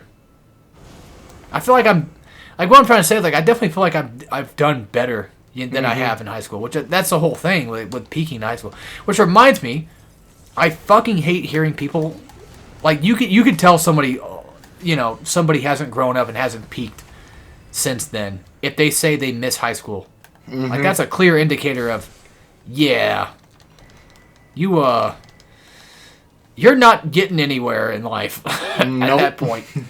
And the thing that also kind of sucks too is like, usually when people like get out of high school, they just say fuck it and have kids, and then just consider that like the main dream goal. Which, to be fair, you know, kids are a responsibility. Having a family, like that is a nice goal to have. Of course, I'm not gonna say that's not.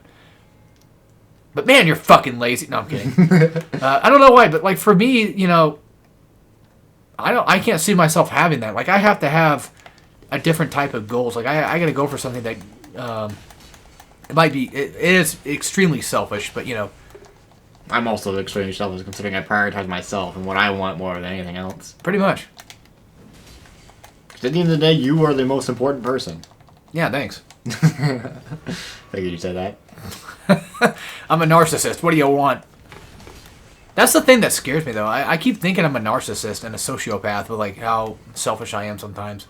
I won't even say like I'm like full on selfish. I'm pretty generous here and there. I mean, well, I'm actually way more generous toward people I actually like, which is very notable. After all, I mean, you know, sometimes we go out to eat and I just pay for both of us. Yeah, like, if you just feel like it.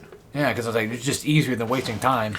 It helps now that I actually have the ability to pay for myself now. Yeah, which I didn't always have back then. Which is nice. Having money is nice, and once I pay you back, finally, it'll be nice not having to pay you back. Mm-hmm. Because losing money every week makes it harder to save up money. Yeah, who would have guessed? Well, speaking of which, I put some more money toward the house. Which I haven't put on my spreadsheet yet, but I'm pretty sure you got the 50 I sent for this week. So you're about like at either 1850 or 1900, I'd say. Oh, for full, yeah. Yeah. I'm getting closer to being done. Yeah. Basically, guys, he's paying back for the trip. Vacation. We took a vacation. I paid for his ticket, and he's paying me back for it. We took a trip last year to Nihon. Nihon. And it was pretty cool. We weren't there very long, unfortunately, but, you know. We were still there, which is all we needed.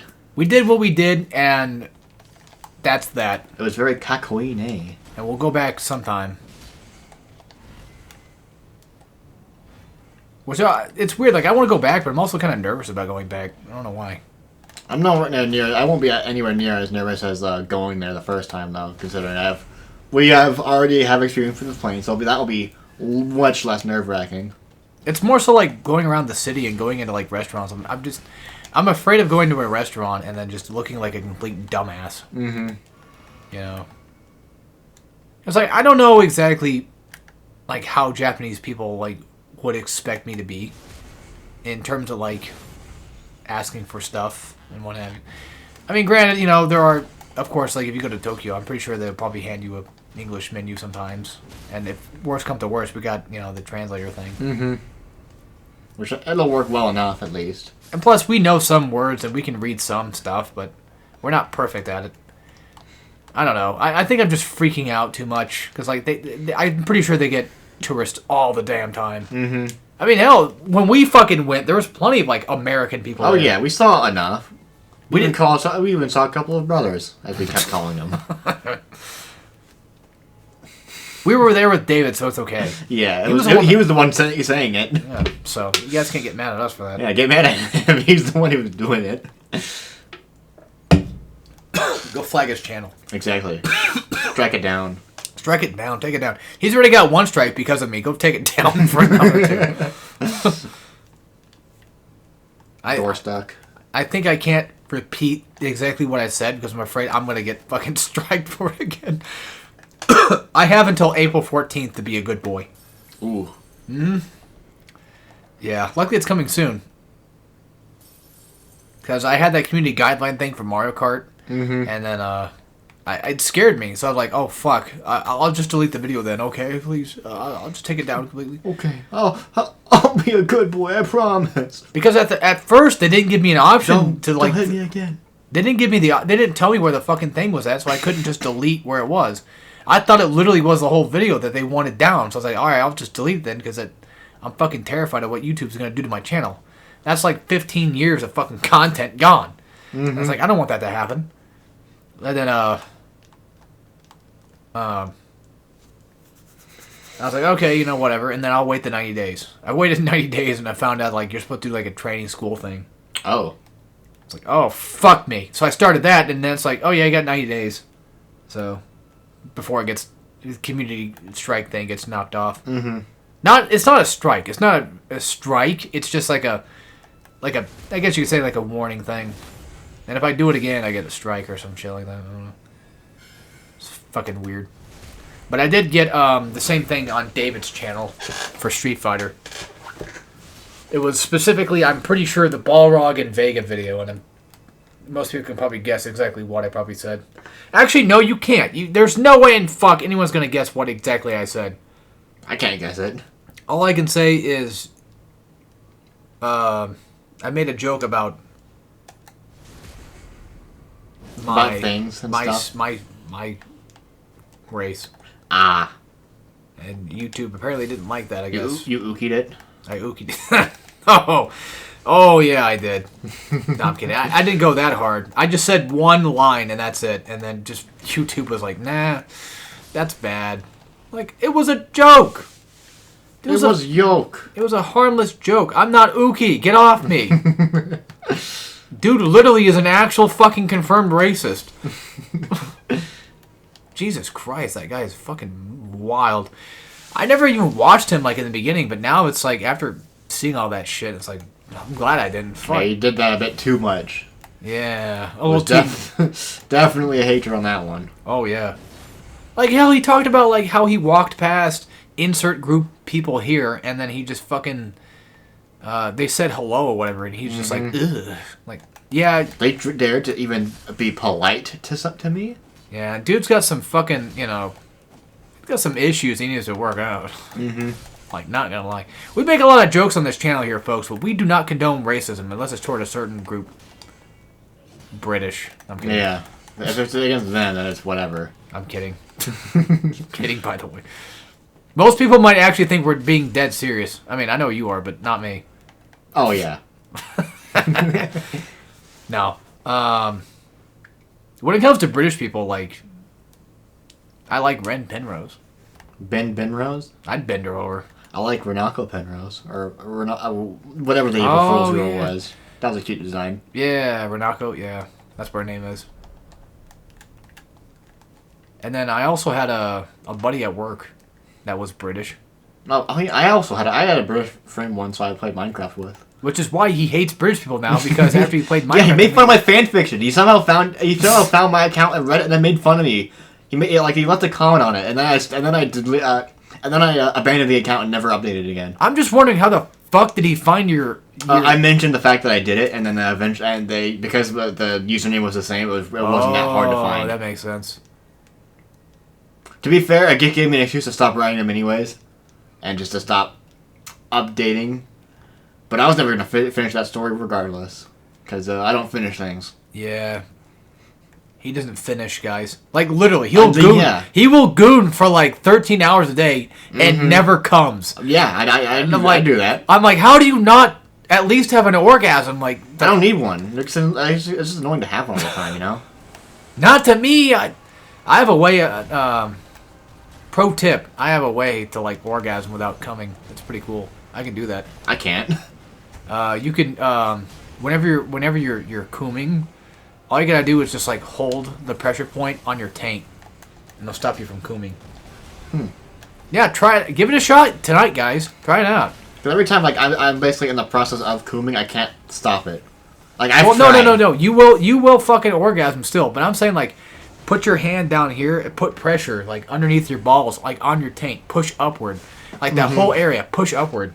It will stop you from coming. I mean, you'll still get, like, little driplets here and there if you let go a little bit. But yeah, I guarantee you can do that. Huh. I found that out when I was a teenager. Dang. It's going to sound really gross, but I put, like, my taint on the rim of the toilet. Because I was like, that's the spot where that's the pressure point spot. And I've had a couple of people ask me about that. Like, how the fuck do you, like, I had an older friend that lived up the street from us, blonde hair, you know the one. Mm-hmm. I don't want to mention his name just in case, because he's never really been on this channel before, so it wouldn't be fair. Even he was like, how do you do that? Like, I'm surprised you told him about it. I did, because I was young, and I found out about it. I'm like, okay. He showed me his dick once. I can tell him anything. Oh, all right. I didn't know that, actually. Yeah, for some reason he whipped out his dick. He's like, look at this. Okay, what's up with your dick? And then, now he's not gay. He just did it to be funny. I don't think okay. I was thinking of a different one. Who are you thinking of? Because you mentioned the one up the street. From the old house. Okay, never mind. Then I was thinking of the other one. Then What other one? the one that got arrested. Oh, yeah, the gay friend. Yeah. Well, yeah, I told him too. Mm-hmm. No, I told him too, and his response was, "Where does the sperm go?" I'm like, I guess it goes back. I don't know. It's sperm vor. Sperm vor, yeah. Also, this guy's fucking relentless. Also, guys, I don't know if that has ever affected me. Shit. In any physical way, shape, or form. I have no fucking clue. All I know is it's a cool little trick I can do, and I've been doing it since I was a teen. I remember one time I was fucking jerking off in the bathroom at the old house, and then one of our aunts showed up. Oh, no. An aunt that we don't really see very often. You might remember, starts with an R. Oh, okay. Yeah, she came over, like, the parents were gone, and I was like, oh, yeah, it's time to fucking come in the toilet. It's time to go to the bathroom. So I went to the bathroom, and I was, wanking one off like you do. And then all of a sudden, like, she just knocks on the bathroom door saying, like, what are you doing in there, Alex? Gooning? I'm shitting. Leave me alone. Hell, people, I don't know why, but for some reason, Mom doesn't believe me when I say, well, Mom doesn't believe me in anything I say anyway. But, a long time, this is nothing, like, really that bad, but I would take showers at the old house, and then, like, while I was taking a shower, Dad would come in and just take a shit in the bathroom, like, while I'm taking a shower, and then he'd be like, hey, Alex, come check this out, and then show me his shit, and I'd laugh. Fair.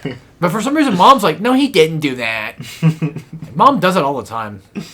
She doesn't believe, I'm sure she won't believe this, but, and you might have a hard time believing this. When I was young, I beat God of War on God mode. Right? Mm-hmm. You certainly did do that. I told her about it. And then I think she said something along the lines of like, oh yeah, well Dad did that too. And it pissed me the fuck off. Isn't that also part of the reason why you started the other channel? Yes. To prove that I'm actually good at games. I think I beat God of War 1 and 2 when I was a kid, and I told Mom about it. And I think what she probably heard, she probably thought I meant, like, she didn't know what the fuck I was talking about, right? So I assumed that at the time, she probably thought, like, I beat God of War, and that's it, right? In her mind. Yeah. So looking back on it, it's like, okay, that's fair. But still, that pissed me the fuck off. And then I was like, okay, if you're not going to believe me, I'm just going to fucking wait until I'm like 10 years older or however old. I made Hardcore in 2015, so I was at least 21 maybe, something like that. I don't fucking remember. And when I beat God of War, it was at the old house. Mm-hmm. So that was before 2012. Which is fucking weird now that I think about it. I beat 1 and 2 there. What the fuck? Anyway, so... Yeah, and then, like, when I went to make my channel, first thing I did was Bioshock, and then after that I think it was Last of Us Splatterhouse. And anyway, eventually I did God of War. But yeah, Hardcoreing was basically my own way of, like, proving that I could do this shit. Which is, you know, pretty cool. And of course, you know, the funny part is, on Hardcoreing, I have never had anybody come out of the way and say shit like, you know, this is... I'm always worried about it. I'm always worried, like, so worried. I don't know why, because, like, I obviously don't. But I'm always worried about people thinking, like, I'm cheating or something, like, on Hardcoreing. Like, oh, yeah, I'm just cheating. You know, there's no way I'm actually that good. There's no way I beat Vanquish on God Hard. Like, it can't be my footage. That has never happened on Hardcoreing. But it recently happened on Turd Monkey. It would, like the one game you wouldn't expect to see it on. And you know what's funny? I re-downloaded the game to see if that trick that I did in the video still worked, because the game got updated. And guess what? It still fucking works. Wow. And I told the fucking... I almost said a really bad word there. I told the fucker... How did... I came back and I told the motherfucker too, like, how to do it. Yeah, you told him the pro strat. Still nothing. No response back. Fucking dicklet. Like, the fuck? Getting accused of cheating. I didn't want to bring it up too much, but I just find it fucking baffling. I'm like, okay. You don't have any proof, but alright. Yeah. I'm trying to prove the guy is cheating in a game that not as many people have played. And the funny thing is, too, like, the reason why I re-downloaded the game to make sure it still worked is because I assumed that this person was playing the updated version. I'm like, oh, they must have patched it. The little trick that I could do. And I still fucking did it in the updated version! He just sucks. That's all you can really say. Literally. Just a literal get good moment. Just because you can't do it doesn't mean it's not possible. Exactly. But then, of course, you know, if you can't do it and somebody else can, then you're a fucking... you're a dumbass liar. Mm-hmm. Like, alright, cool. I just found it more amusing than anything. I'm like, oh, man, we've got a challenger today, don't we? Because, like, I don't get... I do get hate comments here and there, but I don't get them as often, you know. I assume most people do. So it's always kind of, like, riveting whenever I get one. It's like, ooh, this will be fun. Mm-hmm. You know, this is going to be entertaining. What am I going to do? Ooh, high and heavy. This will be fun. We haven't done that. We haven't played that in a while. Yeah, it's been a minute. But, yeah, I kind of enjoy, like, fucking with people a little bit here and there. Just kind of laughing at their, when they make hate comments now.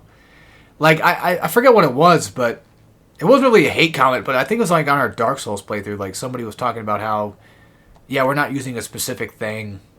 And I was like, yeah.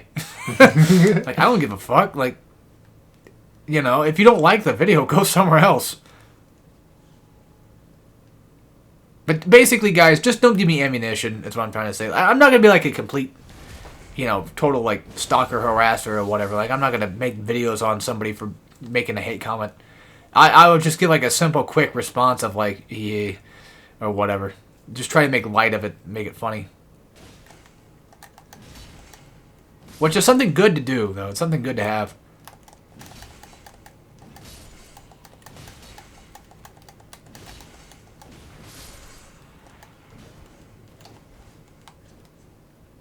Something else, too, like... This is not really a hate comment situation, but this actually kind of, like, pissed me off. So, for me and David's Goemon, there was this guy that would comment, like, on almost every single video. And then he was talking about how, like, there's an item, I guess, or some power-up that we eventually had to go get. We found out how to get it. Mm-hmm. For a BC Maru, which he has this ability to, like, ground pound, but I guess he gets, like, an ability later where he can actually, like, use a megaphone to make platforms to go over spikes. I didn't know about that. So I calmly and politely asked the person on David's channel because, you know, I saw the comments there, of course. Mm-hmm. And I was like, so how do you do it? No response. at all. I'm like, okay. Typical. And the funny thing is, like, yeah, it's like, well, yep, it's on David's channel, so of course not going to get a response because he didn't respond to fucking comments himself. Mm-hmm. So of course, it's one of his fans. They basically take after him. Yeah. We like to have fun here. We like to have fun here. Yeah, it might sound kind of weird, but I go to David's channel to fucking comment for him, Dang. basically. Yeah, if he won't do it, then yeah, I might as well. Yeah, pretty much. So yeah, I am talking shit, but you know what? Fuck you. Respond to your comments. Don't make me do it. But I actually like talking to people, so it kind of works out, I guess, that way. It balances out, yeah. That and, might as well talk to them, get them to come to my channel, too. Exactly. Exactly. Haha. Win-win for me. I get to steal his subscribers. I get to steal his content. It's funny I say that, but, like, I recently, when I was doing, God damn it. What stream was I doing? Not Jack, but the one before that. Ah, fuck, I don't know anymore. Oh, South Park. Ugh. Snow Day. Oh. So when I was doing Snow Day, a very nice commenter came in, and it's the one that I was telling you about, like, that likes our content. Which, by the way, if you're watching this, hello. Hello. They're talking about, like, they like the Bloodborne stuff and all that, and then asked if I played Liza P, and I said, yeah, but I didn't do it. But my friend's doing it on his channel, so there you go. I fucking got you a sub on your channel, so fuck off. Congratulations. I can talk shit on you all day and all I want. But anyway, the comments that I went to talk to on David's channel is the Street Fighter stuff. Because somebody had asked about, like, if it's on Steam, and I responded with, I don't think so. They delisted it and everything. And then he actually responded back, and I'm like, oh, wow. It just feels nice whenever you get, like, conversations going with people. I don't know. I just like to talk. I like to yap. He's a yapper. Which I've done throughout the entire video by now. Mm-hmm. You've been the main talker. I've just kind of been here playing the game. I mean, I'm not really playing it. And plus, I actually like watching you play Elden Ring, so it works out. I bet that's something you never thought you'd hear. Mm-hmm. It's nice having, like, a game that I can have that be for me. It was bound to happen one day. I mean, eventually you got into gaming and just figured out how to do it. It just took a while, but, you eventually got there. I mean, hell, you beat Metal Gear Rising or Vengeance as well. I did. So, that's nothing to scoff at. That is a pretty good accomplishment of mine. Not as good as I did, though, but, Oh, yeah, because I didn't essay it. I just beat it. I know, I'm just being a dick. By the way, pro tip for S ranking is usually just getting no damage and then also doing a lot of parries, because parry does, like, a fuck ton of damage. If you remember. Goddamn, I'm dead. Yeah, Revengeance adds the thing, for those that don't know. Revengeance mode specifically adds a thing where, like, if you get parries, you'll do, like, a ton more damage. It's a huge reward. And if you want proof, go do the Sam fight. You'll see what I'm talking about. Go parry Sam. You'll do, like, half his health. It's ridiculous. It's like, well, not half, but, like, pretty damn close. Like, just, like, a real big portion. Yeah, and it's like, holy fuck. And that's how you S-rank Sam. Just do that and pincers. Oh, fucking pincers. Sundowners. Yeah. Weapon. Yeah. Use that on Monsoon when you EMP his ass. Does a lot of damage to him. It's really good. Boss fights are easy enough to S-rank. It's just the fucking missions before, because you got to do, like, all that extra shit besides just that specific part of the mission. You got to do the side missions, and it's like, it's like that Bayonetta thing. It's like, oh man, this can be annoying to do.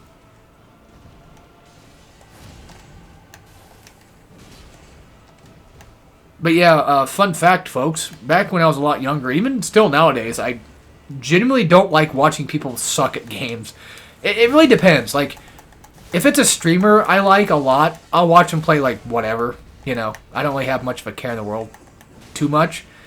But if it's a game, like, I really like a lot, it's really hard to watch somebody play, like, God of War or something at, like, a quote-unquote lesser level than decent players are at, you know what I mean? Not to toot my own horn, I'm just saying, like, I don't know, it's just a thing. Like, I don't like watching, Oh, fuck, that killed me. I obviously don't like watching Dad play because he doesn't fucking block. He sure doesn't. And it's like, just fucking hit the L1 button, man. It's not that hard. God of War 1 is, like, seriously one of the easiest fucking piss-easy games you can play.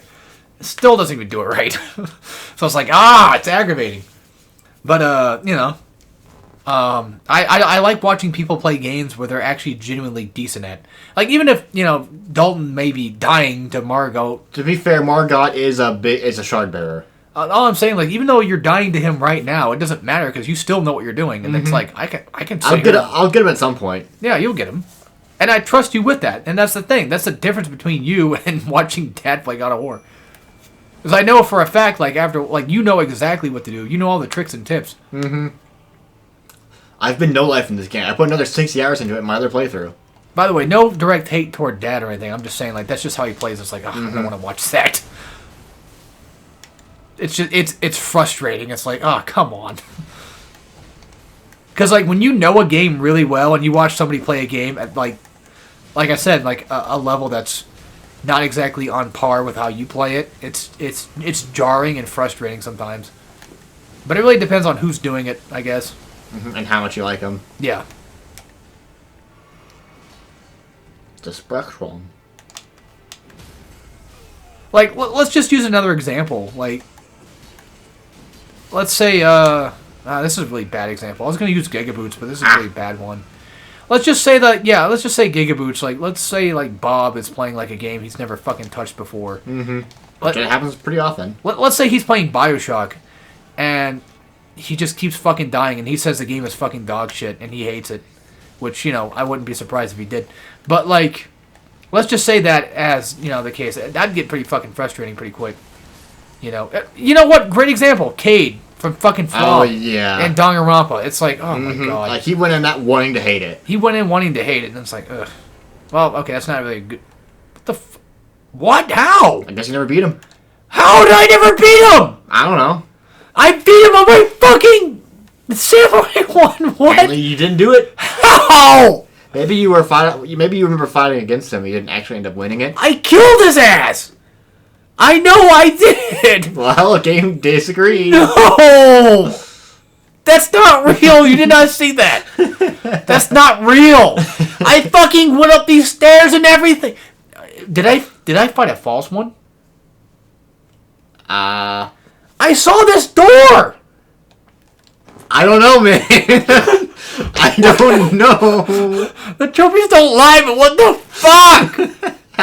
I just didn't watch someone do it. No, I didn't. I'm pretty sure. I fucking did it. The game disagrees, man. I don't know why, but you sounded like, for a second, not that last thing you said, but the thing before that, you sounded like Austin Powers for a second for some reason. I don't know why. No, like, I'm seriously having a fucking brain aneurysm right now. I know for a fact I've done this.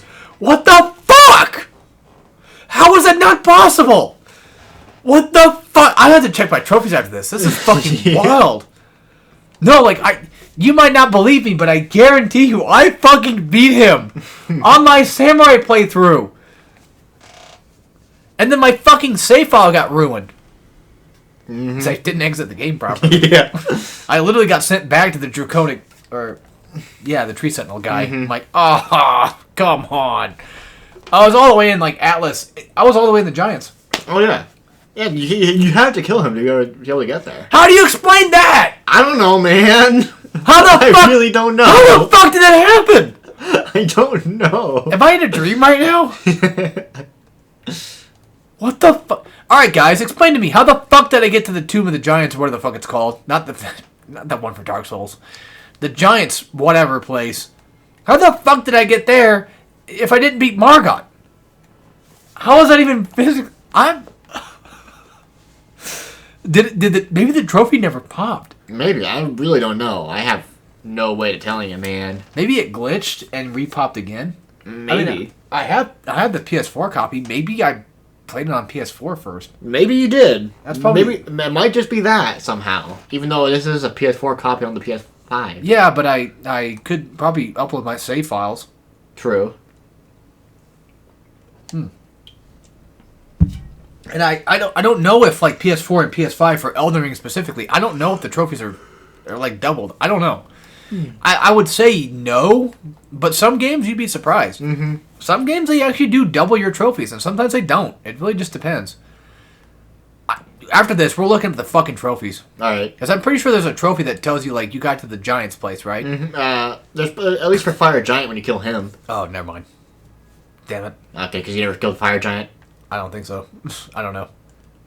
There's one to see. I don't remember who the fuck I killed, to be honest. At this point, I'm starting to fucking question everything now.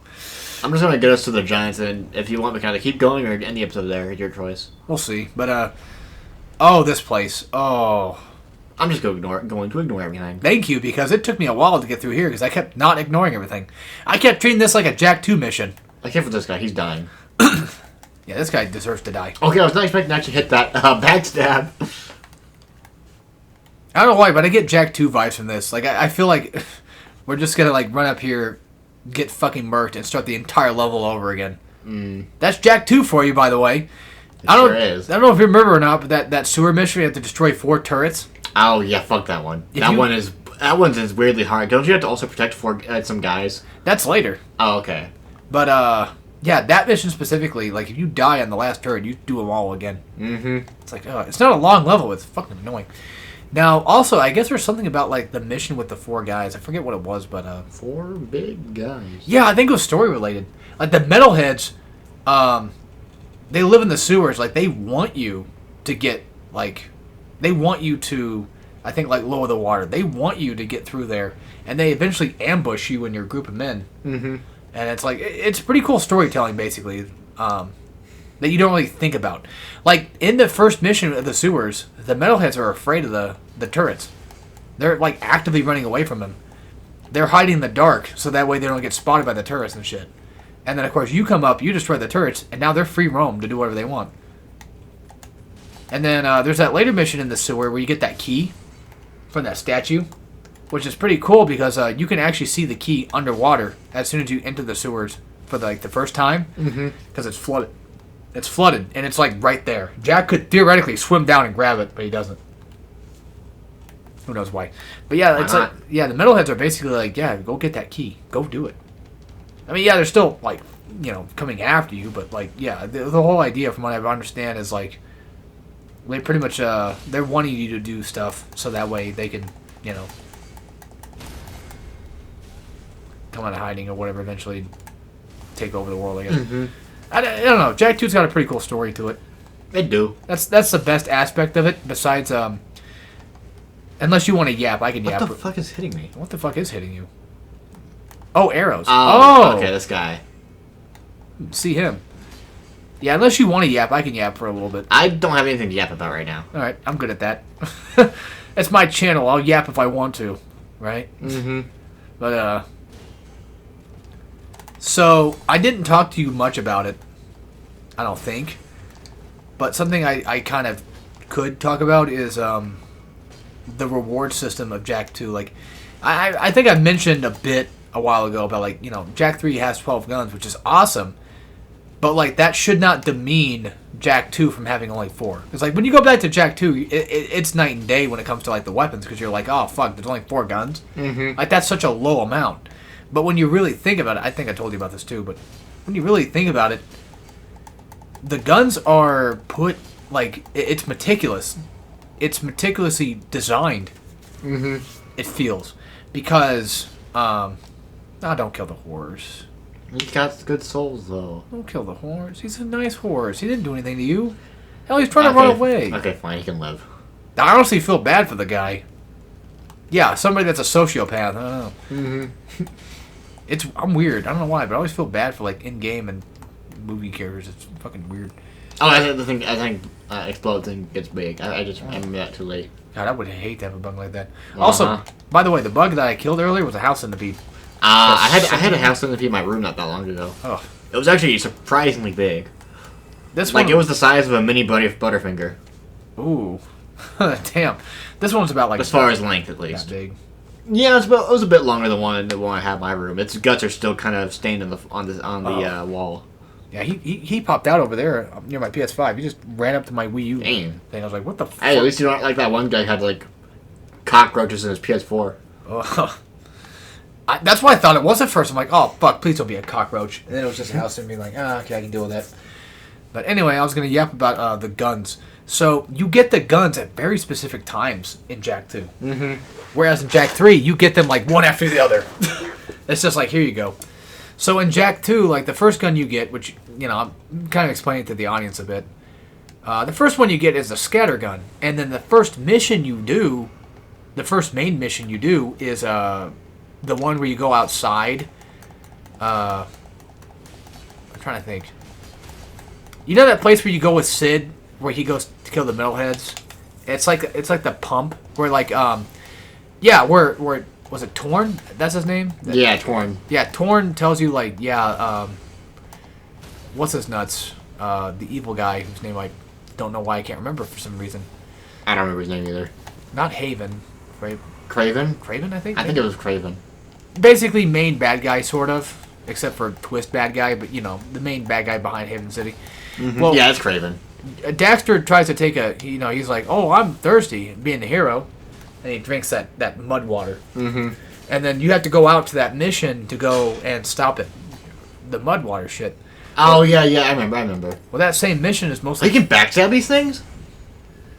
I never fucking knew that. I think that's the first mission. I can't remember. Well, either way, a lot of the creatures you fight are just regular, small, tiny creatures that can be, two-hit. And the best thing is, if you do, like, the punch-shoot combo, that's a two-hit already. And it works perfectly for that. And then you get Blaster, and then now it's like, okay, well, now you can go fight, metalheads and shit. Mm-hmm. Now you can shoot them from afar, or, shoot whatever from afar, and it's really useful that way. And then, of course, metalheads, sometimes they take, like, 3 shots to kill. Mm-hmm. Punch, shoot, burst combo. Great. Nice. The Vulcan, you get the Vulcan, and then you eventually gotta do the outside force shit with like metalheads that can shoot you back with the shields and shit. You don't get it from that specific mission. I'm just saying like those are the missions that kind of like show up after you get those guns. And then the Peacemaker, if I remember correctly, the mission I ended off my first Jak 2 Let's Play with, and I canceled it. My first one, because I got pissed off, is that one where you're going around the city with those turret guys walking around. You gotta blow them up with shit, and I'm using the Peacemaker to try to kill them, and it was being a pain in the ass. But, yeah, like, I remember, like, getting Peacemaker, and I think you do, the mission or 2 after that, and that's, like, one of them. And I don't know, like, well, Peacemaker is just kind of like a big, like, fuck you gun. Mm-hmm. That's what it's supposed to be like, but, yeah. Either way, I feel like the game hands out these guns as rather than just guns, they're not an arsenal. They're something that is they're an upgrade to your abilities that you have. Mm-hmm. That's how I feel about it. Now that I look at it, it's like, oh fuck, like it's more brain blasting. You know what I mean? Mm-hmm. I still like even though I don't like it as much as 3. I still think Jak 2 is really good. I still think Jak 2 is really good, except for the GTA style of driving around the fucking city. Mm-hmm. I think Jak 3 did a hell of a lot better job at that shit. But Jak 2 has some pretty decent pacing too. It did. I think they did a wonderful job with Jak 2. They did a wonderful job with Jak. They did a lot. They did a lot right. It just sucks that Jak unfortunately just got canned. Mm-hmm. He got kicked in the can. I mean, hell, they gave, they gave the blessing for Lost Frontier to come out. And then Lost Frontier happened, and they were like, oh, fuck you for that. Which, I don't mind Lost Frontier. I know some people don't like it, but I don't really give a shit. I think it's okay. I think the idea of eco is pretty cool. Yeah, you get to use 4 different types of eco. Which that's neat. I don't want to spoil all of them, but I'll tell you this. You basically, like, the first eco you get, it's red eco. Mm-hmm. It launches out a bomb thing that you can shoot and blows up. Alright. You can use it for environmental stuff, and, of course, enemies. And then another eco you get is the green one, which you put down like crystals to make platforms. Which I always forget that eco was the thing you used in the first one. Yeah, sort of. It was more so like a thing that was there. Mm-hmm. No, that's a lie. It was a thing you used. You're right. Yeah, it was. Straight up, it just was. I was thinking about green eco. I'm like, yeah, there's green eco, which is and there's blue eco, and it's like, oh fuck, that's right. I'm pretty sure there's red eco. There's red, which is the strength one, and then there was a green one. I forget what it did. Yeah, green one's health, and then yellow is shoot. Yeah. I'm like, oh fuck, you're right. That is true. And then of course there's dark eco. You land in, you die, and then there's light eco at the very end of the game. Yeah. So there you go. So when I was doing my my Jak and Daxter stream, somebody, the Jak and Daxter fan, brought up in the stream. A pretty interesting question. how and why is Daxter the chosen one to become a precursor? Like, why did Dark Eco turn him into an Ansel? Mm-hmm. That is a good question. Like, we never really got an answer to that. Like, I think we understand that, like, Dark Eco contains the DNA from precursors, right? Mm-hmm. I think that's what they told us, but why would Daxter turn into that, but not somebody like, say, like Jack or whatever? Mainly, I guess you could say, like, in the... You know what? I think I might know why. Because you know how, like, there's a whole time loop thing going on? Yeah, actually, I remember now. Because, like, would that be the case? If I had to guess, the reason why Jack can't do it is because he's got Dark in him by Jack 2. Mm-hmm. So and then he, of course... How does he go back in time? How the fuck does that all happen? No, because Jack 2 is a he goes back in time to Jack 2. Yeah. That's the past. Mm-hmm. Yeah. And he meets his kid self, which means that his kid self goes back in time. Yeah, that's what it was. So then, I'm guessing that because of this paradox time loop thing, it makes it to where, like, Dark Eco just is... I don't fucking know. And It's a whole thing. It's a whole fucking plot hole that you can't fucking fix because... I wouldn't say it's a plot hole. It's more so like a big plot thing that you can't, like, fix because time loop. Yeah. So it kind of makes me wonder, like, yeah. But then it also begs the question of, like, well, why Dax? Well, we never really saw anybody else use Dark Eco, right? Except for... I mean, I'm trying to think of people that actually got affected by Dark Eco. I can't remember on the top of my head. Didn't What's-His-Nuts, the main-ish villain from 3, get hit with it? I don't know. What the fuck? No, he got turned into an Ansel at the end of the game. Yeah, he did. And then there's also Errol or whatever. I don't think he ever had... I don't know. Did he get one of his... Didn't, like, a girl that was with him also get turned into one? Or am I Yeah, she did. Okay, that's what I thought. I could have sworn that... I forget her name. I think it starts with a T as well. Like Tara or whatever. But yeah, the girl that he had Daxter had a thing for. I think didn't he wish for her? Or no, she wished for something specifically. And then the precursors were like, be careful what you wish for. And they turned her into Ansel or whatever, I think. And then at the very end, the precursors were like, you know, come with us, Jack. We're going to go to the universe and do cool things. And then Jack's like, okay, cool. And then he shows up that he never went with them. Yeah. Because he can't leave Dax behind. And then Jack X. And Jack X is good and cool. Also, fuck these guys. Just pass them. I'm trying to get some runes. Oh, I see. Because I don't want to go too far. I just want to get this next level. Alright. But these guys are fucking annoying because, like, once one of them's aggroed, they're all basically aggroed. Pretty much, yeah. And then they had that huge-ass fucking attack, so it's like... God damn. Just mimicked here. I can't. Oh. Yeah, you gotta be in very specific locations for that. I didn't see that. Oops. Yeah, I'll see if a backstab kill. Actually, no, I'll just leave it. Oh, okay, bye-bye. Never mind. Bye-bye. I'll back off for now. If I can just fight them one by one, that'd make this a lot easier. Do we have any runes we can pop? We don't. I've already checked. Okay, that's right. But yes, folks, he's not lying. Jack X is a very, very good game. I told the story even on stream, but yeah, he Okay, we have enough now. He basically gaslit, gatekept, and girl bossed me into getting the Jack X. Just by liking it. Well, yeah, by getting the platinum, and it pissed me off, and I'm like, I want that too. And then I got... And you got it. I got girl bossed into it, and I'm like, oh, wow, holy shit, it's really, really good. Because I had the game first for a while, and then, yeah, then you were like, yeah, it's pretty good. Because when I first played, I'm like, maybe, one day I'll come play it.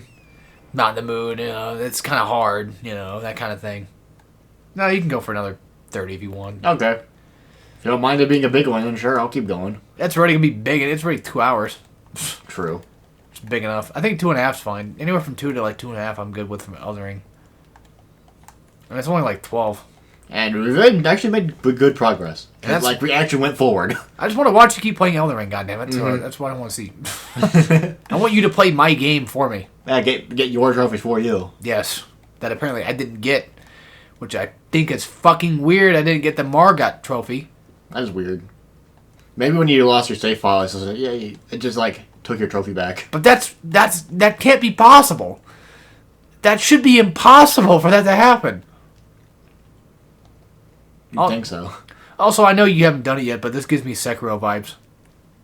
Yeah, which I was gonna do that yesterday, but then I got sidetracked by reading. Oh, that's fair.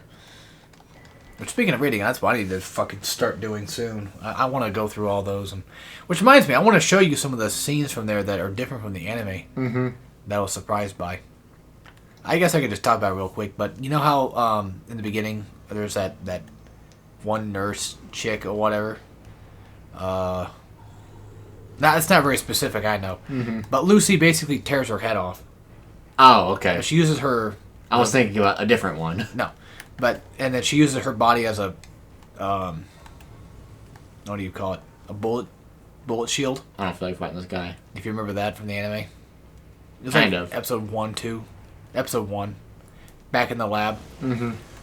She uses her as like a human shield. And then, yeah. So she, in the anime version, she uses like her vortex arms to do it. Mm-hmm. To rip off the head and to hold the body. But in this one, she actually uses her own hand to do it. And I thought that was kind of cool. I was like, oh, fuck, I didn't know that. And then that same image, the proportions are off.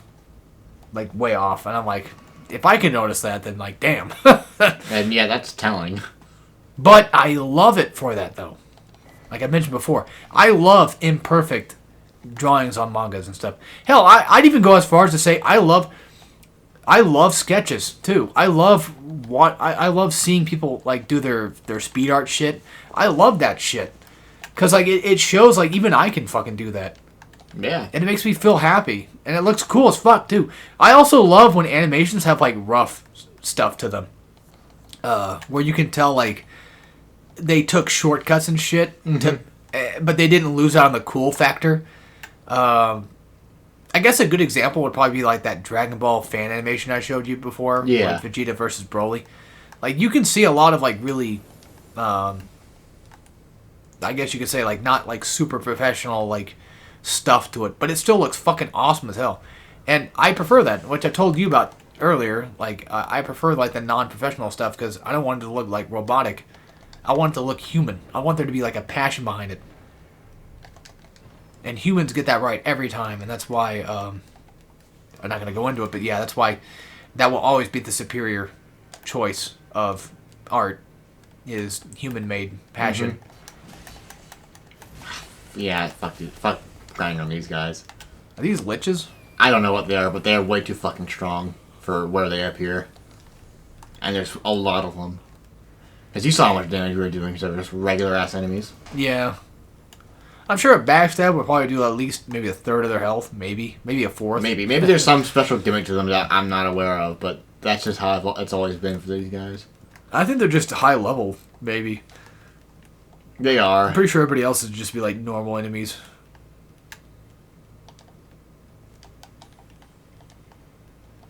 I'm just gonna skip past them. There's no real need to kill them.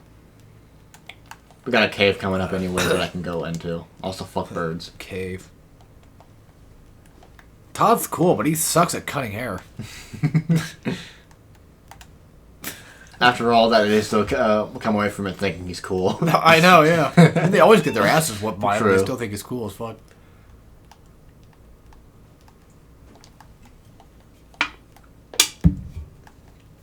Makes me wonder if they know they think if he knows they think he's cool. I don't think he does. I think he just legitimately just fucking... I don't think he hates him, but he definitely, Likes fucking with him. yeah, he likes fucking with him enough to beat him up. He just doesn't care about anybody, really. He just kicks anybody's ass. Everybody just likes kicking ass. He actually does. Like that one, oh, what the fuck was it? I think Todd, like, rear-ended somebody. Mm-hmm. And he got mad at the guy that he rear-ended. Yep. And he's like, you messed up my bumper, man. And he starts beating his ass. Of course, Beavis and Butthead love it. Oh, yeah.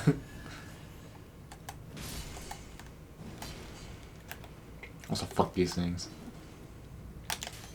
We're not lost. We just, like, don't know where we are. And look at this mechanic that we never used. Oh, yeah, the not parry. Mm-hmm. Yep. When you're fighting those sentinel guys, like, not sentinels, but, like, what are the fuck they're called? The bow electric sword guys. Yeah. They did that, too. They sure do. That's always something I forget about. For those that are wondering how to do it, it's R2 after you get hit while shielding something. Yeah, you have to block it specifically. It's not a parry. Mm-hmm. It is a parry, but not like it's not the specific parry. It's not the normal parry. Yeah, so it's a lot different, but it works kind of like a parry. I think it is an actual parry. I'm just saying, like, it doesn't work like the normal other mechanic that we're all used to. Mm-hmm. It's like a second way of doing it. Probably more of like a casual friendly thing, if I had to guess. Oh yeah, it definitely is for casuals. Which, by the way, I don't mind that. I don't mind when games add casual friendly stuff. Just don't take away the cool stuff that veterans like. Exactly. Which is why I don't want to get into it, but you know, fighting games have a huge issue with that lately, and some of them have been fixing it. Some of them have been stuck in the past. Dragon Ball FighterZ is a great example of how to make a casual-friendly fighting game work. Mm-hmm. Like, I'm not a big fan of FighterZ anymore, but I would argue, I'd go as far as to say, like, they definitely did a pretty decent job, like, with the auto combo thing. Like, it works perfectly, even just for veteran players. You know, it works in tangent, but then you get games like Strive and shit, and everything's dumbed down like a fucking 4th grader would like it, and it's like, ugh. And then Grand Blue Versus came out, and that was fucking shit. And then Rising came out and fixed it for me. So Rising's good, yeah. Rising a lot better. Rising, I think, is a lot better. And then I know you're gonna hate me for this, but take an 8. Yeah, I still like it, but it definitely isn't as good as 7. Yeah. I don't know, man. There's just something about it that just feels off. Well, it's mainly the heat shit. Because, like, back then, like, Rage Arts were fucking awesome because, like, you would only get them, you know, if you get your ass whooped. Which you could say is a casual friendly thing, because it's like, well, now you're down to like 25% health, here's a free super. Yeah, but, you know, there's also strategy behind that, too, because there's not just a Rage Drive, there's Rage Drive, which was also fucking awesome. It's like, you get the choice of, like, okay, do I do, like, a full-on easy-to-block super, that if I'm good at it, I can actually get, like, this into a combo and do, you know, a lot of damage with it? Or do I go for, like, a safe option with Rage Drive, do less damage, but it's a great combo thing? And now we have fucking Heat. Now I don't know. It feels like... It's so hard to get my words and thoughts into place, but when I first saw Heat, I thought it was just going to be nothing but, like, an aggressive, like, dash. That's literally what I thought it was. I thought it was just, like, a dash attack thing. That fucking slam, man. But nope, it's a full-on super. Yeah, I always run past this guy. I think I've been in this... Yeah, I've been in this one. This one is fucking... he has way much more health than you would think he would. Yeah. And there's 2 of them in this little area. Yeah. Like I said, I always run past him because he doesn't chase you very far. No, he's aggro. He de-aggroed pretty quick. I was just wondering if this profile would be able to beat him easier. But turns out no, because that... If it weren't for the fact that his slam had magic on it, it'd be an entire different story. But the fact that it does makes the dodging diatribe for that a lot stricter, which is annoying. Alright. God damn, we'll get our souls back. True. I wasn't expecting him to be fucking aggroed. God damn. Oh well. I just don't have to deal with my loading times. True. Like I said, just you know. Yeah, I'll just grab the things down here, pull the lever, and then fuck off. And I'm probably gonna go upgrade some thingies. Alright.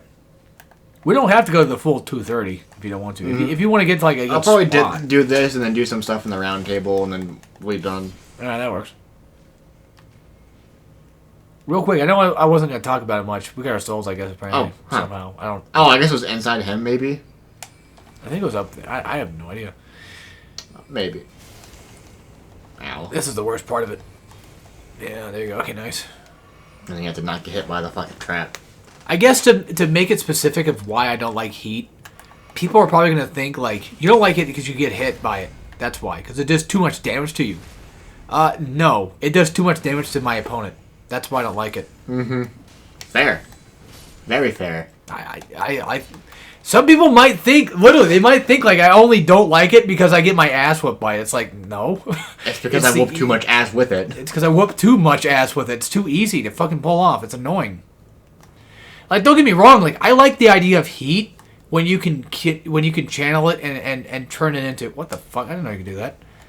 As long as it gets hit. And fan dagger's the best thing to hit that thing with. Be damn.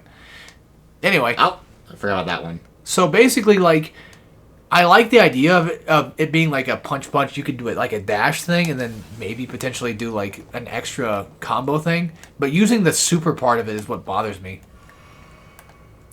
And again, it's not even like me getting hit by it. It's just literally just, yeah, like, go look at fucking King's Heat, for example. It's just stupid.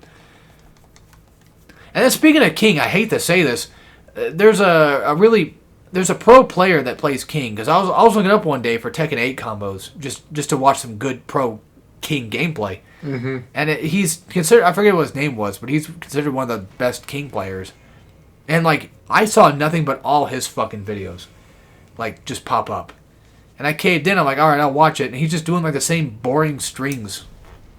Like, I mean, don't get me wrong. Like, if you're a pro player, you're gonna be doing the same stuff because you know it works. Strings. You're gonna be doing the same pattern stuff because you know what works and you know how it works. But it got really boring because like that's all I would see was just the same fucking combos, and I got bored of it. And it just it didn't help my Tekken 8, my Tekken hate all of a sudden that I had. I don't hate Tekken 8. I don't know. I like Tekken 7 better still. I just need to grow up. I guess if anything, we should also probably wait until Tekken 8 gets to like at least a year in. Oh yeah. To see where it's at, and if it give it some time. Give it some time. It'll probably get. They might change it to be a lot better. But there is one other problem that I guess we can talk about is the new Battle Pass. Yes, Fortnite. Yeah, the Tekken 8 Battle Pass. Like, I don't mind games. They're gonna have a battle pass now. I don't mind games having a battle pass if they start with it. Mm-hmm. You can't add a battle pass to fucking Tekken 8 and expect me to take you seriously. Plus, they're fucking cosmetics from Tekken 7. Yeah, they basically were like, hey, so we're gonna take this stuff out of the game that was in the previous game and put in this game that you have to pay for. Get fucked. Like, that's... Come on. That's stupid.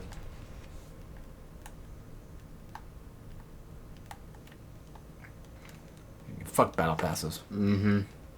I can kiss my ass. They can kiss my battle pass. Speaking of battle passes, I'm still fucking pissed off. Gundam Evolution got taken down. Fuck you for that, guys. Fuck you for that. That game was pretty neat. I love that game. Too bad that the time I was playing it was a time when my mouse was fucking broken. Too bad the time you played it was like once. Yeah. Literally. Like, that game was entirely the reason why I decided to go finally get a new mouse. And then now it's gone. Yeah. I'm so fucking pissed off. Like, sure, I didn't play it every day, but I had other things I do besides play online games all the time. Mm-hmm. I have other games to play.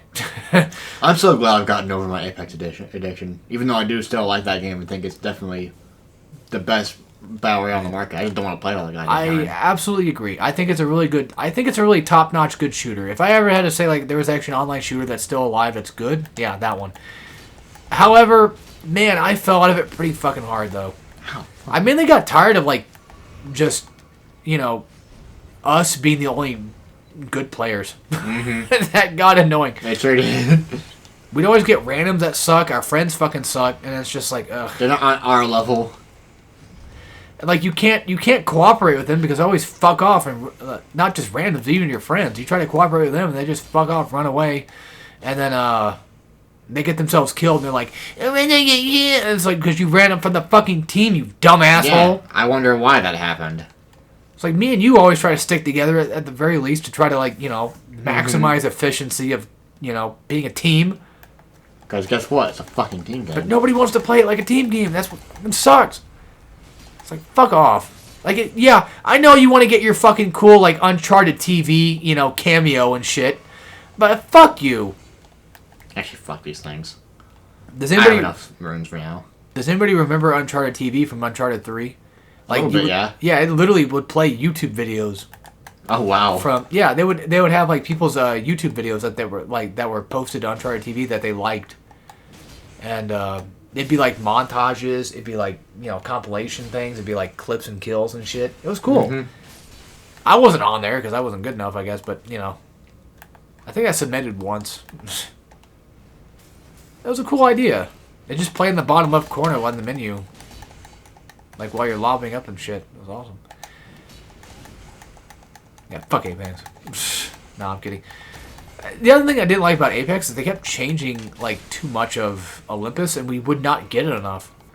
Yeah, they kept giving us the maps we didn't want. The worst part is like they changed up Olympus to, like they added that ship thing I didn't like. Mm-hmm. I miss like Launch Olympus so much. Me too. Launch Olympus was so good. It was so fucking good. But that's the problem with Apex, though, is like the only way to keep it going is to literally keep it changing. Mm-hmm. But the thing is, like, in my opinion, I think you can easily not do that. If you want to have rotating maps that don't have to be updated, there's a good fucking game that does that already. It's called Splatoon. Splatoon, I don't think they update their maps. I don't think. I don't know what to do. All they do is just rotate, as far as I'm aware. But I don't think they actually like physically completely change it, Mm-hmm. But like for Apex, like I guess it makes sense because Apex is technically a much more graphically intensive and just bigger game. So I guess it probably makes sense for them to change maps. See, I'm kind of defeating my own argument here. I do that quite often, by the way, folks. Usually I say something in my mouth that's completely fucking stupid, and then I'm like, wait a minute, that's dumb, and then I change it. But yeah, for Splatoon, like it's a much more potentially easier game to make like a map and say there it is. But for Apex, it's a lot more. Yeah, I take back what I said. Apex is a lot more not convoluted, complicated. Mm-hmm. Especially considering the maps are much larger. Yes, and Which fuck Stormpoint, by the way. Fuck Stormpoint. Fuck Stormpoint. Fuck Stormpoint so goddamn hard. But the thing with the maps is like you got to worry about like loot and shit. You got to worry about like positioning and stuff. Not for players. I'm talking about like the devs. They got to think about that shit. They sure do. For Splatoon, it's just like with Nintendo. It's like here's a big tall like tower. Here's a wall. Mm-hmm. There you go. Here's your map. Rotate. There you go. Have fun for an hour. Which is fine. There's nothing wrong with that. I'm just saying like trying to compare the two is just impossible now. Now that I think about it. So, that was a dumb take. My bad. Oopsies. Oopsies, it's all butter. It's all butters. Oops, it's all butters creamy goo. That's me. Yeah. I really like that Flash game. Where you're playing as Butters, and then you had to go investigate his dad. Oh, I forgot they made a game of that. Yeah, they sure did. It was fun. Yeah, his dad went to the game. I don't think I ever beat it. I don't think I ever played that game. I just remember seeing it or hearing about it through you. Mm-hmm. It's one of the two. His name is Butters. That's me. He's the policeman. Oh, That's yeah. me. You can say it if you want. Yeah. I don't like saying it in videos. I'll say it. Yeah. He's the retarded policeman. That's me. Ow! There was still one around, huh? I actually watched those videos like recently too. Like within like the last month or so. Mm-hmm. I think they either I looked them up or they came up or we were talking about it. I forgot what it was, but Probably something like that, yeah. Oh, we can get another flask. Let's go. they were kind of funny. They were kind of funny. What is going on here? Breakfast. You seen that one, right? I don't remember. I honestly don't remember anything other than the theme song by this point. No, that was a completely different video. Oh. Yeah. I don't know. It was like an angel and a devil talking to this kid. They're all special ed. Mm-hmm. Doing like video stuff of themselves. I don't know the exact full context, but They're all special ed people making like funny videos, and then this one main character had like a devil and an angel, and the angel saw like them doing something bad God damn it, I in the want morning. these things. He was doing something bad in the morning, I think it was, and then like she's like, what is going on here? Because she's British. Mm-hmm. And then the devil, he would say, breakfast. And it was just kind of funny. The videos were intended to be funny, by the way. This is not like, oh, well, they're special. That's what makes it funny. No, like, they were intended to be actually humorous, as far as I'm aware. So, you guys can hate me for that one. That's a classic. And he's like thinking they're genuinely funny. Yes. Which is complimentary. Yes. Which, that's the same thing with the retarded policeman. Like, that's the whole point of those videos, is to be funny.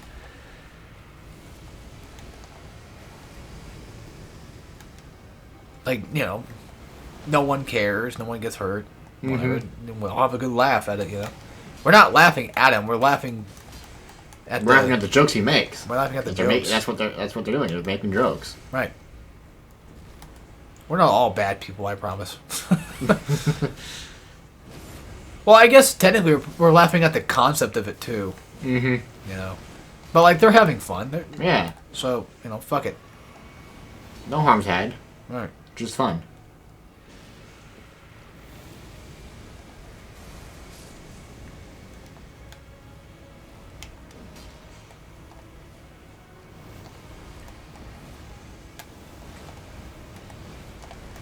Damn. That's hell of a dodge. I've gotten a lot better at these fights, especially, and it helps having a shield that I can rely on. Oh yeah, I bet. I don't know why, but I keep thinking his name is like Ulcer. It is. Ulcerated tree spirit. He is an ulcer. What the fuck? Damn. Right, thanks. Well, I mean, he does have a lot of them on him, doesn't he? Yeah. Yeah, shit, alright. And then here's a death root. Oh, fuck. Boop. And now we can go level up our sword. Maybe even level up that troll hammer I want to use. Because if I'm right, I'm pretty sure that one might use somber stones, which we haven't used at all yet. So if we have a troll hammer, are we able to go to a Minecraft server and greet somebody's house? Oh yeah, probably. We should make an entire series about that, just griefing people's houses. That was very popular form of content back then. Yeah, for a little while. Yeah. We should like put obsidian in front of their door so they can't get in. Put bedrock. But surround them in obsidian. Surround them in obsidian and just drown it with water.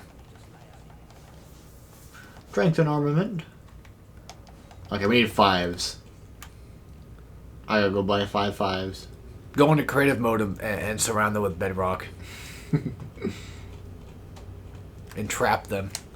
Entrapment! Entrapment!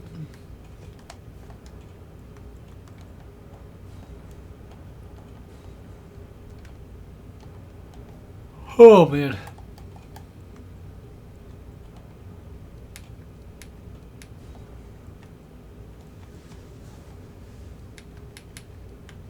Yeah, because we're probably going to need, like, a lot of those, I'm sure. Yeah, we'll need those. I'll buy 9 of those for now.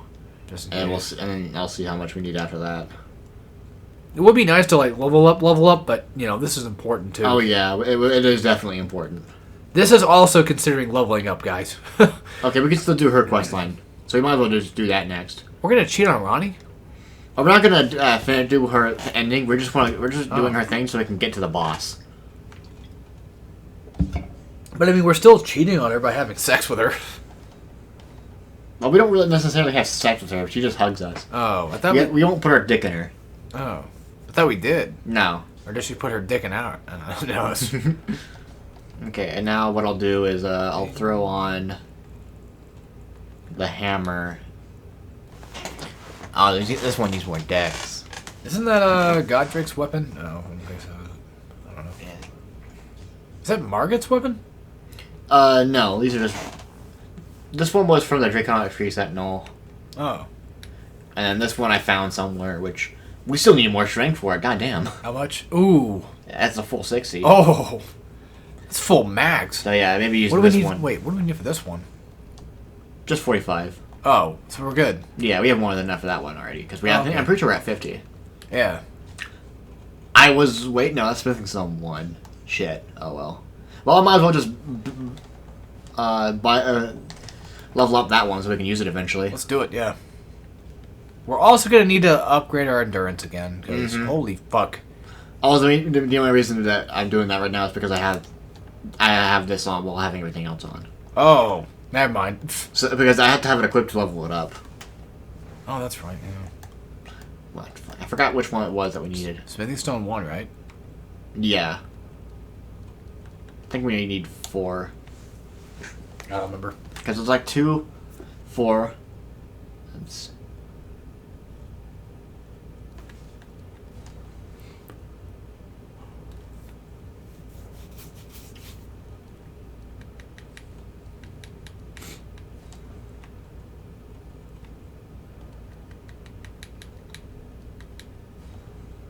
It's kind of nice, at least in this game.